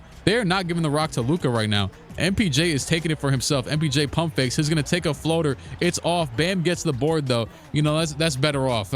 I don't think we could watch. I don't think I could ethically watch MPJ shoot this game away. You know what, though? We've seen worse. Oh, my goodness. What an insane pass right there. Over to, who is this? Knox. Knox back out to Teague. Teague's not going to force the shot. He's going to give it to Young. Young gets doubled. It's down to Beal. Beal. Oh, my goodness. I thought Bam was about to swap that shot, but no, he does not. It is a 6-point lead. Game 7 of the finals in Atlanta. We could walk away with our first NBA championship and our first NBA finals appearance. True, this is probably their first finals appearance from what I can gather, as Luka is wide open for 3 and he misses it. Maybe they should have gave MPJ the ball again. I think it's their first finals appearance since Bob Pettit. I really can't. I don't know if they made one in the 70s or the oh, and I think this I don't know. Let me go look it up. I'm gonna look it up while we get ready to celebrate this championship. Their last finals appearance was 1961. They went 48 years without advancing past the second round of the playoffs in any format until finally breaking through in 2015 with Jeff Teague. Come on now. And the Atlanta Hawks, as the crowd starts to get loud and hyped up, are going to win the NBA championship with an 8-point win in Game 7 over the Portland Trailblazers. Bradley Beal with the number 12 on his back, real hype. They ain't done this in St. Louis, and I think that's where Bradley Beal, is that that where Bradley Beal's from? That's a random fact. I think, yeah, our coach, I forgot what the hell his name is, but he did a fine job. Jeff Teague, will he win the finals MVP? I would assume so. I don't know. James Young had a huge game in this last one, but Teague was going crazy. He also had a 40-point game at one point, and he won the conference MVP in the last round. There's been a lot of insanity in this, and Jeff Teague will win. He has no emotion on his face at all. He will win the 2006, or sorry, the 2023 finals MVP, I think it is. He literally, I don't think his cyber face can make emotion. He is just looking straight at the camera, deadpan. 43 from James Young in this one. Teague with just 12 and 9 on 4 for 13 shooting. Luka with 30. Michael Porter Jr. with 28. Bam with 14 and 14. True. Shout out to finally a team that broke through and won the finals. Kevin Knox did like nothing in this game, although he did hit that one shot that we needed a lot. So you know what, that counts for a lot. That'll be a legendary shot in the history of this team. 131 to 123. That boy Jet averaged 26, 5 and 9, 2 steals and 2 blocks. Damn. 52 from the field, 88 from the free throw line, and 41 from 3. In the playoffs, James Young averaged 26. Jet averaged 24 with 9 assists. And Zoq, that man cannot shoot above like barely 40% almost. I mean, I guess in the playoffs he couldn't, but yeah, what an interesting guy. Oh damn, he was playing against his former team, the Portland Trailblazers, where he won rookie of the year and then they let him go for some reason. That was a revenge series for him. Okay, well, finally a success story. Kylo Quinn retires. This is a 2023 draft. Victor Wembanyama, #1 pick to Miami. I think they didn't trade for this pick. This was legit. They just had it. So at least for a moment in time, unless he's a free agent, LeBron James, who was an 89 overall at 38, will play with Victor Wembanyama and Cade Cunningham all on the same team, and LiAngelo Ball. Come on now. Raptors get Brandon Miller second. They had traded for that pick. Scoot Henderson goes third to the Bulls, and Ben Thompson to the Jazz. We have pick 29, which I'll take gladly, and we get Andre Jackson Jr. And Yuki Kawamura is our last pick in the draft. Shout out to our Asian representation on team. We got Yuki and we got Zoe, 2 players out here from that continent. We have no free agents, at least bird right free agents. Anthony Bennett, he played in our finals run too. Shout out to him. And Tobias Harris. They're free agents. We'll see what they do with that. I don't really know. We just, if they actually just made those signings I saw, we made some interesting signings, boy. Rudy Gobert goes to an 84. Clemens goes up to an 82. We didn't get any of the guys I thought we did, except for maybe Marquise Chris, who actually isn't bad. He's not bad at all. Derek Favors still here. Aaron Nesmith, Marjan. And yeah, that's about that. So Jeff Teague, 35 years old, still at 96. We'll see when the hell he decides to call it quits. But at this point, he's stood in Atlanta for the long haul, and it's not very easy to win a ring in this league. And he did happen to do it. So especially in this league, it's been very volatile and all over the place. Oh God, another era. Oh boy, the modern. Yippee, not the Curry era. Once again, I couldn't find a good 2024 draft to use. You know what though? It's better off for this draft. We'll take auto-generated Stevie Jameson in there because this draft stinks, so it doesn't really matter. So what would be the most Atlanta Hawks thing to happen to us after winning the NBA championship? Going 40 and 41 with a game left in the season, on the brink of missing the playoffs. 40 and 41, and guess who they play with one more game to go? The Toronto Raptors, who are 1 game ahead of them. So if they win this game, you know what else I just noticed, by the way, as Jeff is 35, so it's all too late for me to regret anything like this. Because at some point in this, I put on my like default, I loaded my default settings onto this, which has one crucial thing turned off, which is rule changes. I just turned them back on. Yeah, so this entire video, the rules have never been changed. So that's why the divisions still get the top seeds. Honestly, it's kind of funny. Screw it. There's also still no play-in game. I just turned it on for the first time. We'll see if they do anything this offseason. But anyways, the season is on the line. I don't know what the hell has really went wrong this season. I mean, Jeff is averaging 23. It's his lowest scoring number in a while. Also 8 assists, another one of his lowest numbers in a while. I mean, James Young's still giving you 22, but that is 6 points lower than last season. Beal, he's also averaging less than last season. Kevin Knox is averaging, who the hell, is anyone doing better? Not one person? Like, what my DeLon Wright's here? I don't know. Anyways, here we are. I don't think they made any trades. I looked at that. Frank Ntilikina got traded for Gary Trent, CJ McCollum for a 1st-round pick. And we're playing the Raptors last game of the season, fighting for a 8-seed playoff spot. And we are going to win. So I think we should have made it, unless we like lost the season series to them, when it doesn't matter. AD MVP, Ivy Rookie of the Year, Kyrie 6th Man of the Year, Drummond DPOY, Cade Most Improved, and KD Clutch Player. Did Ivy just like never play? Because it's 2024. Yeah, so he just never played before this. Jeff Teague did not make an All-NBA team. He still made defense defensive first team. And we did make the 8th seed because of that win. The Raptors still did make it, but we knocked the Wizards out. So screw them, I guess. Playing the Cavs in the first round. Is there any way we could upset them? They have Steph Curry back within proximity of Akron, where he was born. He's been there for 3 years now. Instead of Bron going to Cleveland, Steph Curry went to Cleveland, and Jimmy Butler's been here for quite some time, his whole career actually. So Steph and Jimmy Butler are teammates yet again, with De'Aaron Fox currently off the bench, and James Wiseman's here too off the bench. So that's why they're the first seed. And screw it, let's just simulate the games. We win game 1 by 16 points. Jeff Teague with 44 and 9 on Steph. Next game we lose by like 20 something. Next game we win by 40 something. 35 from James Young, 31 and 10 from Jeff Teague. Next game we lose, Curry with 37 and 12 in the 10-point win. Next game we won again, 28 and 15 from Jeff Teague, and we are up 3-2. Now it's going to be 3-3. They tie it at 7. We lost by 1 point. Jeff Teague with 25 and 9. We were a game away from not making the playoffs, but we might have a chance to advance past the first round over the first seed. Are we going to be one of these cheesy 2K teams that actually gets this thing done? Holy hell, no one's scored in like 8 years. No one is scoring. It might be over. Let's see. Down by 7. I think we just got the offensive rebound with 142 to go. Yeah, it said James Young got a rebound off a Clemens miss. So Jeff Teague, game 7, 142 to go. Can he cook Steph Curry, who is in the game, but he's at the 2 right now? It's Jet pulls the 3. It's off. Rebound by Mo Bamba. And Steph Curry back up the other way with Clemens on him. He's going to take it real slow. Give it to Kuminga. Ice Rush. Kuminga's here too. I don't know why it just hit me. Fox down low. Fox in the post. Back out to Kuminga. Oh my goodness. Curry had a lot of room there. He's going to hit the Curry slide. Go to the left. Get bumped. Curry in the lane. Steps it back for the 3. That is off. Rebound by Jeff. There's still a chance. And pass down. Jeff tries to force it. What the hell? Oh my goodness. Kevin Knox with the blunder of the year. Kevin Knox catches the pass that was tipped and immediately catches it and goes back up with it behind the backboard and hits all backboard. Yeah. Honestly, I might trade Jeff. I might trade him. Oh my goodness. Jeff Teague with the inbound steal. Jeff Teague looking like Larry Bird in them passing lanes. All defensive first team for 15 years. We still have a chance. Just like that. Jeff Teague has given us a chance again. He's given us life. I'm being so serious though. I might trade him for his last few years after how much this team has sold him. Jimmy, wow, he just absolutely fried James Young. I told you James Young cannot play defense, and that is going to be game. Let's be honest. 50 seconds to go. Jeff Teague cooking Steph Curry. He goes behind the back and dribbles it into him, and Curry will step back for the 3. That is off. Screw it, Jeff. Can you give us another bucket? I don't know, man. Bradley Beal, Jeff Teague. This is just a flawed roster. Oh my goodness. He just absolutely bodied Curry. I'm going to just simcast out of here. They're down by 5. No, it's over. 3-point loss in game 7. Zoe was number 1 in scoring. Jeff got 16 in this one.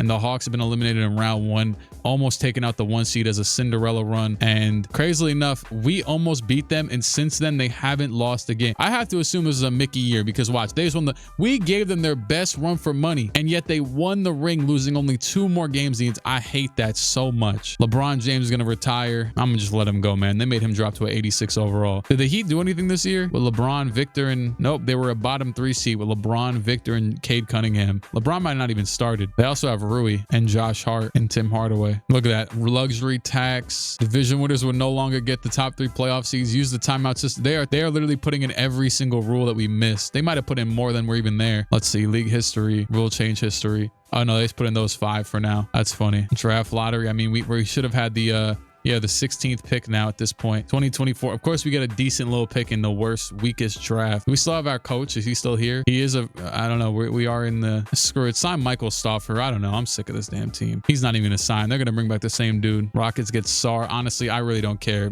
You can draft the auto-generated dude. Trade to announce. We have traded the 16th pick and our first next year for Cody Williams and Kelly Oubre. I'll tell you right now, especially after doing this garbage, if this team is trash at the deadline, I am making Jeff Teague force a trade out of here. And he's old, so I won't even trade him for much. Oh, great. We got Bronny James in the 2nd round at pick 48. Fantastic. This team is the same old. Bradley Beal's at 90. The rest is the rest. I mean, we did all that trade, and we did that trade in Kelly Oubre, and Cody Williams definitely ain't playing, but Kelly Oubre might not even play. Wasn't Cody Williams drafted this year, 2024? So we just traded up for him, basically. I don't even know. I guess Oh wow, we're gonna bench Brad Beal to start the season. We signed Sadiq Bey. Sure, man. Whatever you say. Yeah, I'm getting Jeff out of here. This is terrible. This is so bad. This is literally horrendous. Hey, stop the sim. Stop the count. It's new year, new me. New year, new team. He's also old now. Like, we gotta make something a little bit easier for him. He's 36 years old. He'd be running club 520 at this point. He's averaging 22 and 8 a game, 55 from the field, 42 from three.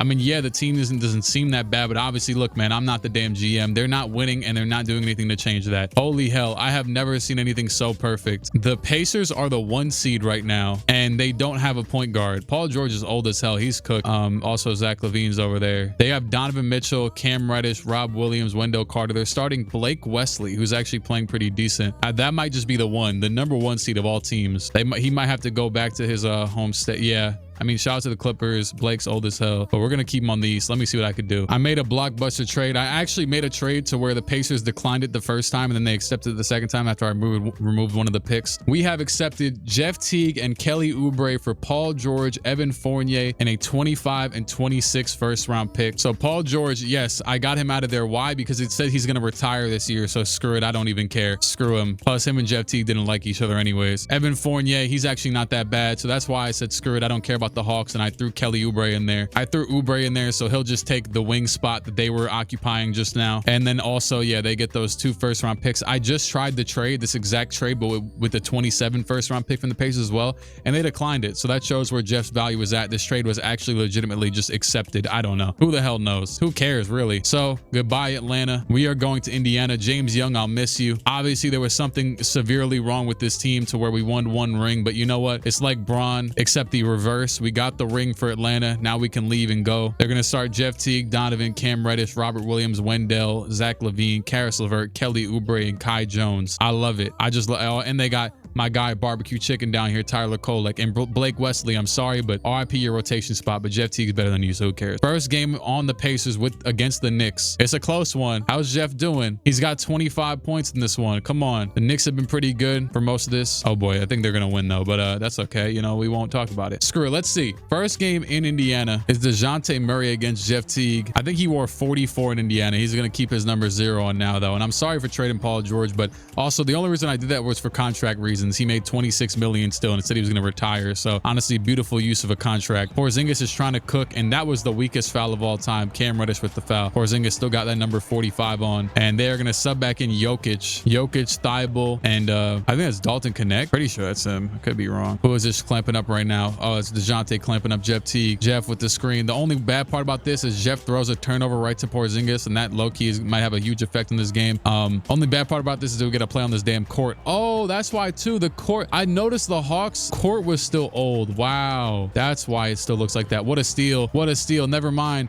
5 seconds over to Porzingis. Porzingis from the 3-point line. He's gonna bump, shoot the shot, and he misses it. Rebound by Mitchell. He's got Teague, he's got Reddish to the rim, back out, Teague, corner 3, it's off. Oh my goodness, was this trade a dud? Is it over?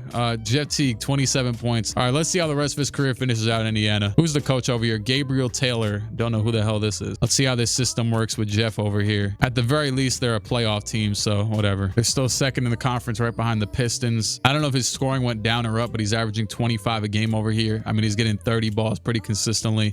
Very consistent. He dropped 49 once. Old man Jeff still got it. I think he's playing better since the trade, having to do more. Zach LaVine averages 20.5 points off the bench. It's probably a huge part of this team's success. You know what's funny? I know I traded him back to his hometown, but in Madden, when you play Madden, they really value like player going back near home. That like when you're doing free agency and stuff. But on 2K, I don't think they really care. I don't think I really ever see that. Anthony Davis wins MVP again. At least Jeff got one of these. Brandon Miller, Rookie of the Year. Kyrie, 6th Man of the Year with the Spurs as a 93 overall. Andre Drummond, DPOY, sure. Moses Moody, Most Improved. AD, Clutch Player of the Year. Monty Williams, Coach of the Year with the glasses on. Cade, All-NBA First Team with Dante Exum, AD, Giannis, and Jokic. Second team, screw all them. And Jeff Teague did not make an All-NBA team yet again, but he did make All Defense as usual. So let's see. I kind of like how all the old logos are still, or a lot of them are still here though. Or are they actually? Did they just change them all? The Clippers have their new one. I don't know. Anyways, first round playing against the Wizards. They have old John Wall, DeAndre Hunter, Giddey, Vooch, and it is going to be 2-1, 3-1,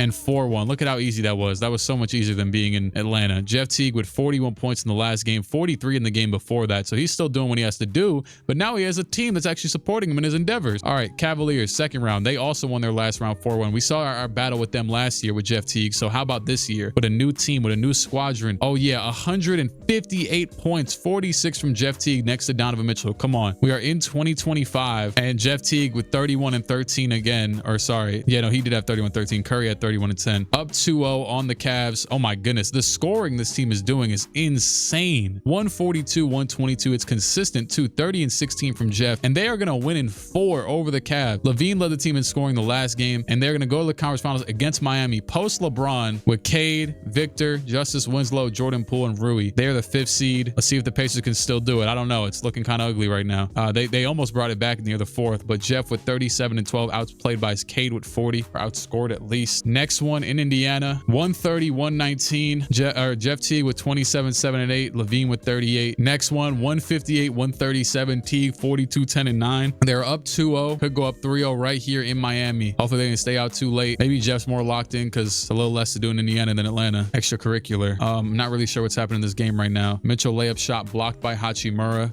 I'm going to jump in. Screw it. Let's see who has the ball. This could be the one to end the series right here. I mean, we're game 4 to go up 3-1. The Heat have the ball. I see Naz Reid's in the game. Victor's in there against, what is that?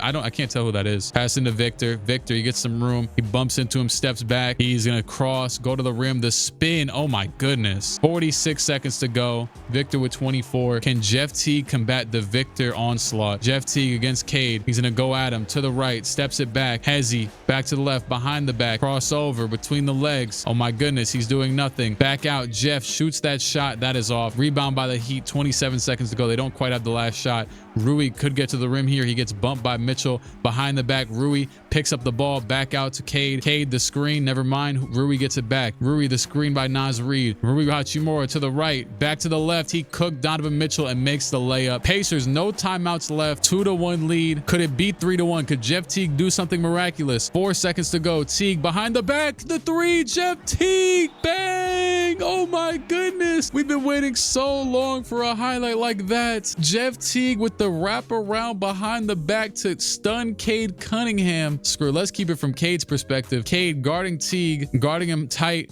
He hits that behind the back. He gets stunned. He's looking one way and Teague's going the other. And then Jeff shoots this shot. Cade tries to contest it and Jeff bottoms through the rim. I want to say like half the catchphrase that dude in the 2K Blacktop used to say. I want to say Apple turnovers, but there was no damn turnover. Murray passing the ball. Could they get a shot off here? It is into Winslow for the 3. It is off and his wins are low. 3-1. Pacers lead going back to Indiana. 127-126. And finally we get a career highlight Jeff Teague moment. At least like a really, really good one. 3-1 lead in Indiana, and they're going to try and storm back, but it's a little too late. Next one is going to be another, oh God, just as heard I said his wins were low, and they won by 43 points. Cade with 45 in this game, and it is game set. This would be a horrendous way to get taken out of this playoff run, but no. Jeff Teague in his first year in Indiana, first half a season, 30 and 9 on 10 for 20 shooting, and they are going to thankfully close it out. Oh, that was Taylor Hendricks. I was guarding Victor that one time. Paolo is the Western Conference Finals MVP, and Jeff Teague is the Eastern Conference Finals MVP. The Nuggets are led by, holy hell. Whoa, what is going on here? This is insane, but like also insane in another way. Ja Morant, Shea, Brandon Ingram, Paolo, Daniel Ochefu. Did they draft all these players? Were they trash for this long? I think they were. They drafted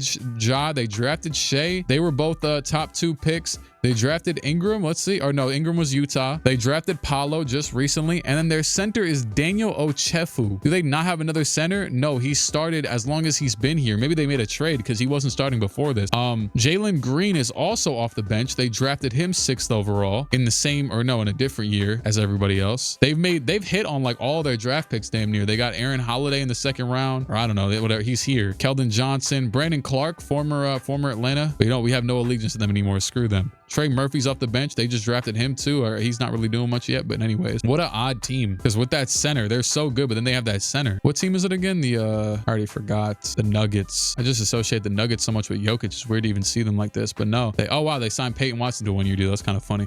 Okay, finals. Pacers versus Nuggets. Are they too good? Are we good enough? I don't know. We're gonna lose this first one by 15, 30 and 12 from Teague, 25 from Ja, 25 from Paolo, 21 from Jalen, 19 and 11 from Shea. Next one in Indiana still, as I guess, yeah, we did have the better record. It's going to be, wow, they almost came back, but a 3-point win. Teague and Levine combined for, what is that, 66 points? And Mitchell had 16 and 10 rebounds with 8 assists. This game, Ingram was just 3 for 9. I was trying to see if anybody underplayed for them, but I mean, they still only lost by 3. Next one in Denver, and holy hell, their offense. Teague had 43 and 10. We dropped 137, but they just were even better. 16 assists by Shea with 28 points, 31 from Jalen Green, 22 and 10 from Ja, 20 and 7 from Paolo, 16 from Ingram. My goodness, they are up 2-1. I don't even know if I'd be mad to lose to this team. Like, I'm happy. I don't regret the decision to get traded over here, because like, obviously this team did what they had to do, but holy hell, this Nuggets team is insane. Are they still starting? I don't think they're even starting old dude anymore. No, they're starting Brandon Clark at center now, even though he's a power forward, which, yeah, so they're even better with that, obviously. I just now am realizing that the Pacers made another trade too, which is actually kind of ironic. They traded Robert Williams for Aaron Nesmith, and so the starting power forward this entire playoff run has been Taylor Hendricks. I never even registered it, and he's been playing pretty decent enough. But yeah, they got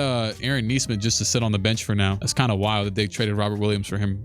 And they got Jeremy Lamb, who's, I guess, been here, but shout out to him. He played for the Pacers for a little while. Anyways, we're down 3-1. They're an absolute dream team. Is there any chance we come back 3-1? No, I'm not even going to jump in. We're just going to let them enjoy their ring. Zach LaVine with 33, Teague with 26 and 11. Our offense was on one, but this is one of the best teams I've ever seen naturally built in 2K. Shea, finals MVP, 24 and 12 a game. I just want to see like their offensive rating. Ours was 122. Theirs was 129. Our defense wasn't even that good. It was 121. We just were clutch, I think. We just won the games we needed to. They had a slightly better defense as well. So yeah, all the cards were in their favor. They had the best rating differential in the playoffs. What an interesting run. Paul George actually decided not to retire. Maybe he was just so mad from getting traded. Yeah, I promise you it said will retire on him, but honestly, I'll go and sign him back if he's in the free agency. All-star. Oh wow, they're actually gonna do all these rules still. Wow, they had the full shot clock reset on. That's one big rule.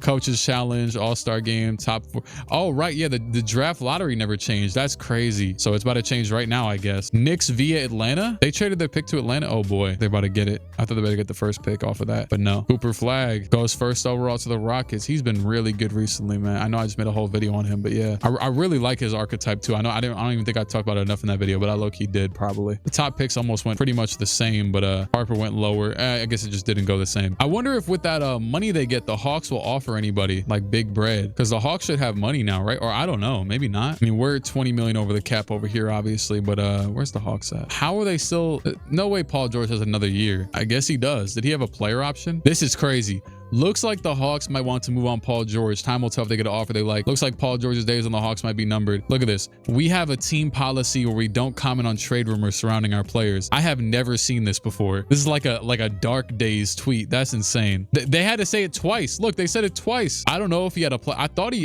had 1 year left. Could have sworn. But anyways, and they're paying Kevin Knox more than they pay James Young. That seems absolutely insane. I don't know, man. Let me move on from the Hawks. They obviously aren't doing it right. Oh damn, they're gonna let Blake Wesley go. He was real decent last season though, before what's his name took his spot. Oh, Tyus Jones about to pull up. Jeff Teague got one of his best games against him. Let's see if they actually signed all these players I saw. Yep, they signed Dylan Brooks. Dylan Brooks will join the team. Also, Christian Wood. This is a really good signing. He averaged 16 and 7 a game, 2 assists. He can play power forward, and we needed a power forward now after trading Robert Williams, and he's still 29, 82 overall. And yeah, shout out to Cam Reddish. He's an 87. I know I haven't really looked at this team too hard. I mean, it's pretty obvious. They're decent. Wendell ended up a little bit better than he is in real life. He's averaging 17. It's just an all-around good team. This is kind of what we were waiting to have for Jeff. So instead, we just went and seeked it out. Or I guess sought it out. I guess that'd be the right way to say it. Also, Aaron Nesmith, that trade was pointless. He didn't even go up in overall. All right. Yeah, so Christian Wood will start at the 4 now. And let's see if the Pacers, with a full season of Jeff Teague, let's see how they do. Imagine they stink. They lost the first 3 games. 4 oh God. This is about no way it's about to be this bad. I'll trade him again. No, I won't. I'm lying. I think I'm gonna leave it at that. Okay.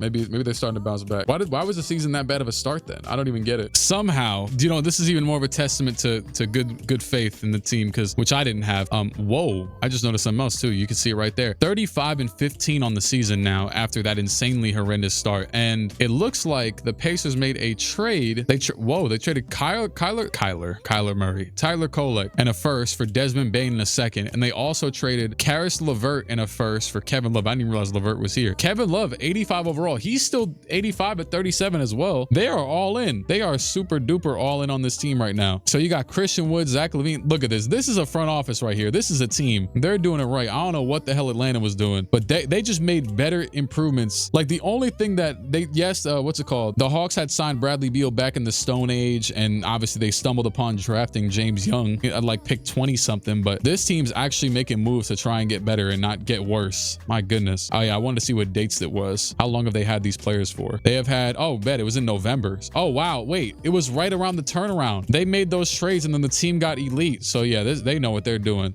They know what they're doing. Also, I know Jeff was about to expire. He re-signed on another 3-year deal, so he will probably be here until his retirement. He's 37. Now they're losing up. What the hell? They just started losing a bunch of games. Either way, I don't know. This team is doing, they're interesting. AD MVP, Young Hansen, Rookie of the Year. Jalen Green, 6th man. AD DPOI, Victor, Most Improved Player, going from 23 to 28 points. And yeah, Jeff Teague back to the All-NBA second team, averaging 27 and 9 a game this year. Back to the basics. Also all defensive first team. They are the 6th seed, so they dropped from 2 to 6, but still just a 6-game differential between 2 and 6. The Heat now post LeBron and in the Cade Victor era are #1 handedly, clearly. We are playing the Cavs round 1, who we played last year with Steph Curry. It's currently 2-2. I just kind of started simulating the round, and we are going to go to Game 7 in round 1 yet again. Let's see. It is going to be a win in Game 7, 143 points. Jeff Teague, 24, 7, 11. We had almost every single player in double figures except for Dylan Brooks. Second round playing against AD, the many-time MVP, and Mitchell Robinson's a 90 next to him. Clay's actually a 79. He's fallen off the map, although he was only drafted a year before AD. And then you got Dante Exum and Moses Moody. Game 1 is a Hornets win. I guess that's pretty accurate in real life though, because this is 2026, and I mean, if you look at those overalls, those are not too far off from what AD and Clay actually are in real life. And they go up 3-0, and we might be cooked. It is going to be a 4-1 loss. AD with 48. He was frying us in the playoffs. Jeff Teague, 26 and 8 a game. Well, I mean, hey, I guess we tried. Kevin Love was also trash. Thankfully, he's not retiring or anything, but yeah, Anthony Davis, 36 points a game in the playoffs. Who the hell is this guy? They played this guy 1 game and he was cooking. They play him over Clay. I think that's what they did. I don't know. That's crazy. Anyways, they're going to make the finals, defeating the Magic, who defeated the Heat, that damn all-around Magic team, and the Hornets will win the championship. So the Clippers made it this year with D-Book and Blake still, and Bol. That team that we lost to last year didn't even make it. Not even close. They weren't even in the conference finals. I got really scared for a second. I just skipped the don't mind all the 50-year-olds. I just skipped this, and I thought Jeff Teague might have retired, but he didn't. Hall of Fame inductees, it's Chris Paul and Blake Griffin, and Clay retired, and James Harden. So Jeff, he's still 38 years old, you know, just a young chap. Screw it, let's just see who we draft. We finesse any draft picks or anything like that? Hell no. Oh, actually, never mind. This pick was traded also. Their pick this year I traded for Jeff Teague, so that's fair. Ty Jones is a free agent. I don't know if they'll do anything out here really. They're gonna sign LiAngelo Ball, it looks like.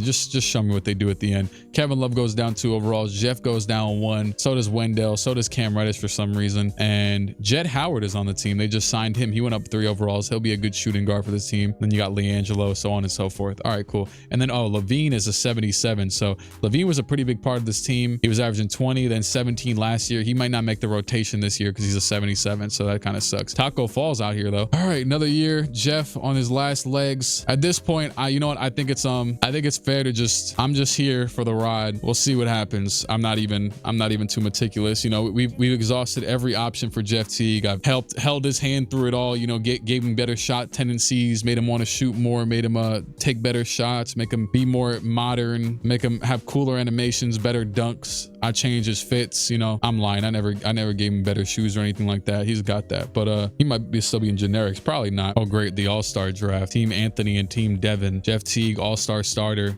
He was the first pick by Anthony Davis. That's kind of disrespectful after all the times that he's beat the hell out of us. Like, Anthony Davis has been beating the hell out of us all video. Him and whoever else. They're currently 6th in the conference. I want to see how the Hawks are doing now, actually. I forgot to look at that last season. They are a bottom 3 team in the conference. They're starting Caden Boozer, and they have Aaron Gordon as well now. With Brad Oh, James Young left too? Damn. Oh, let me go to shooting guards in the league. I gotta go see where he is. Damn, did he retire? No, there he is. He's just falling off a little bit. They traded him to Memphis. Did they trade him for Aaron Aaron Gordon? I saw Aaron Gordon on that team. Yep, they traded him for Aaron Gordon. That's wild. Look how the league can do you. Oh my goodness. The Thunder traded Russell Westbrook to the Bulls for Jonathan Isaac. The Nuggets traded Kawhi for Spencer Dinwiddie. The Hornets traded Tyrese Maxey for Yegor Demon. I gotta go see the Bulls real quick because what overall is Russell Westbrook? And he's obviously old as hell. They said, let's get him out of here. He's not even like happy. He's just like, I'd like to re-sign with the team. I'd like to keep a contract. Russ was there his whole career and they traded him for Jonathan Isaac. That's actually kind of sad. Anthony Davis. Oh my goodness, man. He is insane. This is one of the most dominant runs. 8 MVPs, 2 championships, 10 years apart. AJ DeBonsta, rookie of the year with the Kings. Andrew Wiggins, 6 man. Giannis, DPOY. He hasn't really done nothing. He's just made a lot of all-stars. He has legend pick dodger. At least he got good at scoring. I was kind of scared he was gonna average 15 or 13 forever, but eventually he got good at scoring. Good enough, whatever. Not really, but Jet makes all NBA third team again, 25-8. And 6th seed playing Boston. Boston has Jaden Ivey, Scotty Barnes, Chet, Embiid, and Garland. What the hell? It's like a 2010s fake dream team. And guess who beat them? Jeff Teague, 35-8 in the last game, 26-8. They 1-7. Next round against Miami, you already know the deal. Cade and Victor. The rest, it doesn't even matter. They got Jaylen Brown though. We're gonna play a Celtic after we play the Celtics, and we lose to them. Cade and Victor, and I guess Jaylen Brown and Jordan Poole were just too much. We lost his last game by like 60. Jeff Teague didn't really do much, and Michael Porter Jr. and Victor Wembanyama are the conference MVPs, and it's gonna be the Heat, unsurprisingly, winning the ring. That is their first ring, actually, even though they've been dominating for a few years now. It's been 5 years since the last Jeff Teague ring. He is not going to retire or anything like that just yet, as KD, D Rose, Steph Curry, all of them are out of here. Paul George, oh yeah, right, forgot to go get him back. It doesn't really matter that we didn't win anything. Brandon Wright, Hall of Fame. Change the shot clock to 35 seconds. Approve. All right, this is what, see, now you see why I keep rule changes off. They got all their rule changes in, all this stuff. Just keep wherever it's at, keep it there. Turn this garbage off. Oh my goodness. Probably won't have a draft pick again because I traded for Jeff. Get these bum 40 overalls out of here, man. Donovan Mitchell's a free agent. They might get rid of him, Kevin Love, LiAngelo Ball, Zach LaVine. Oh, never mind. There you go. Donovan's coming back. And Kevin Love's coming back. At least so it seems. Brandon Miller somehow leaves Toronto for the Lakers. And we got another year, 39-year-old Jeff Teague. I don't know when his birthday's at, but he'll probably be 40 at some point in the next season or something like that. Kevin Love's getting worse. We got Moses Brown here. That's about it. Same old Pacers, man. I mean, it's either this or the Hawks. And honestly, I don't think the Hawks would have been in the playoffs at this point. All right, 34-15. Not bad. Jeff Teague is still at, wow, he is averaging 31-10 a game this year. Top 5 in the MVP race. We're not going to talk about seeing Dezananan Musa in there. Could this potentially be his last season? I don't know. I haven't checked. You know what? Maybe we'll keep the suspense up and see if this will be the last year. AD MVP, Tyrann Stokes Rookie of the Year, Killian Hayes 6th Man of the Year, Alexander Sarr DPOY, Darren Peterson Most Improved, Zion. Yo, what have the Jazz been on, man? Did the Jazz never get good? They had all those players and they never got good.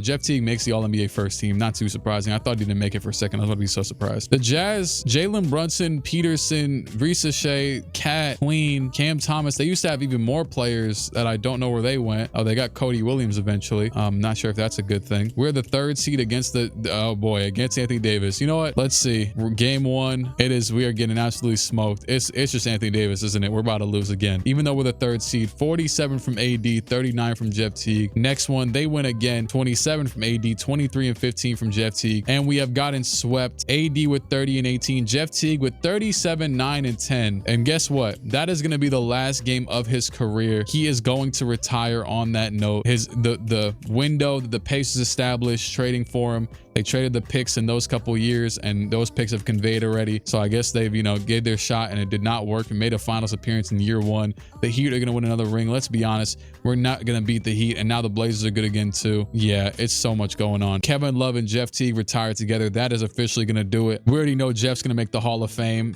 as Kevin Love doesn't. He averages 25, 4 and 8, 2 steals, 1 block, 1 MVP, 17 All-Star appearances, 1 championship, 1 Finals MVP, 6 All-NBA first team, 5 All-NBA second team, 1 All-NBA third team, 14 defensive first team, 2 defensive second teams. Minus the fact that he didn't win much, he had one of the most impressive all-around careers, honestly. He had the defense, the offense. I mean, he was a 99 for like almost the entirety of it. He damn near never what would it be? He never faltered really on the scoring or the assisting or really anything. He made the All-Star and the All-NBA almost most of the years, a lot of the years, more than half his career. He had career highs of, I think it was going to still be that he had 56 in the game this season. He had 60 in a game in his career. He's 40 years old, 23 field goals made, 8 3-pointers, 20 free throws with 22 attempted, 12 rebounds, 20 assists, 7 steals, 6 blocks. Still has legend bailout and a couple Hall of Fame badges. He will finish 7th all-time in scoring with 38,000 points, just above Carmelo Anthony, and right behind Kareem. At 9th all-time in field goals, 15th in threes, shout out to James Young, 10th in free throws, 8th in assists, 5th in steals, 4th in turnovers. That's actually pretty bad, but we'll let it rock, I guess. You know, if Chris Paul's right here, I guess you're not doing too bad. He had the 10th most 40-point games ever with 92, and the 5th most 50-point games. So was he the greatest point guard, greatest player of all time? Definitely not the greatest player. Greatest point guard, I don't think so either. Statistically, he maybe gives a run for its money, but in scoring, I mean, D Rose dropped, I mean, he only dropped 600 more points, but still, I mean, he was neck and neck with someone like D Rose or Chris Paul. At least, you know, I'm just looking at the guys who are kind of along the same career path who didn't have injuries and stuff like that. Oh yeah, Steph Curry. Honestly, just to be unbiased, this AD has won, what is this, 10 MVP? Oh no, this is points per game leader. Oh my goodness. Wait, where is AD all time in points per game? I gotta go see this real quick. Is he already top? Yeah, he's already 4 and he's still 35. He's about to drop 50K points, probably easily. AD has been averaging 30 plus points since 2016. He averages 30. He will have the highest. This is one of the best individual careers I've ever seen in my life. I forget Jeff Teague, and yet he hasn't even won as many rings as he probably should have. Victor went out there and got it easy too. I was about to say, D Rose still though, he only led his team to 1 ring despite having all those stats as well. So Jeff Teague is kind of even with him on that front. And plus it was on the Hawks, so it's not like I even influenced that one. Same old. And then Westbrook also led his team to 1. I think they only got 1. I know, I guess they got 2. And then Steph did the same. So like, he's low key. Yeah, I mean, hey, make your argument. But that is it for his career. He gets his number 0 retired with the Hawks, nothing with the Pacers for his couple of years of service. And that is gonna do it. You could like, subscribe, channel, all that stuff. If you feel like it, free will, whatever, do what you want. And let me know what you want to see next. Shout out to Shelvin Mack. Shout out to Pero Antich. Shout out to Peyton Siva. And I'm gonna get the hell up and out of here.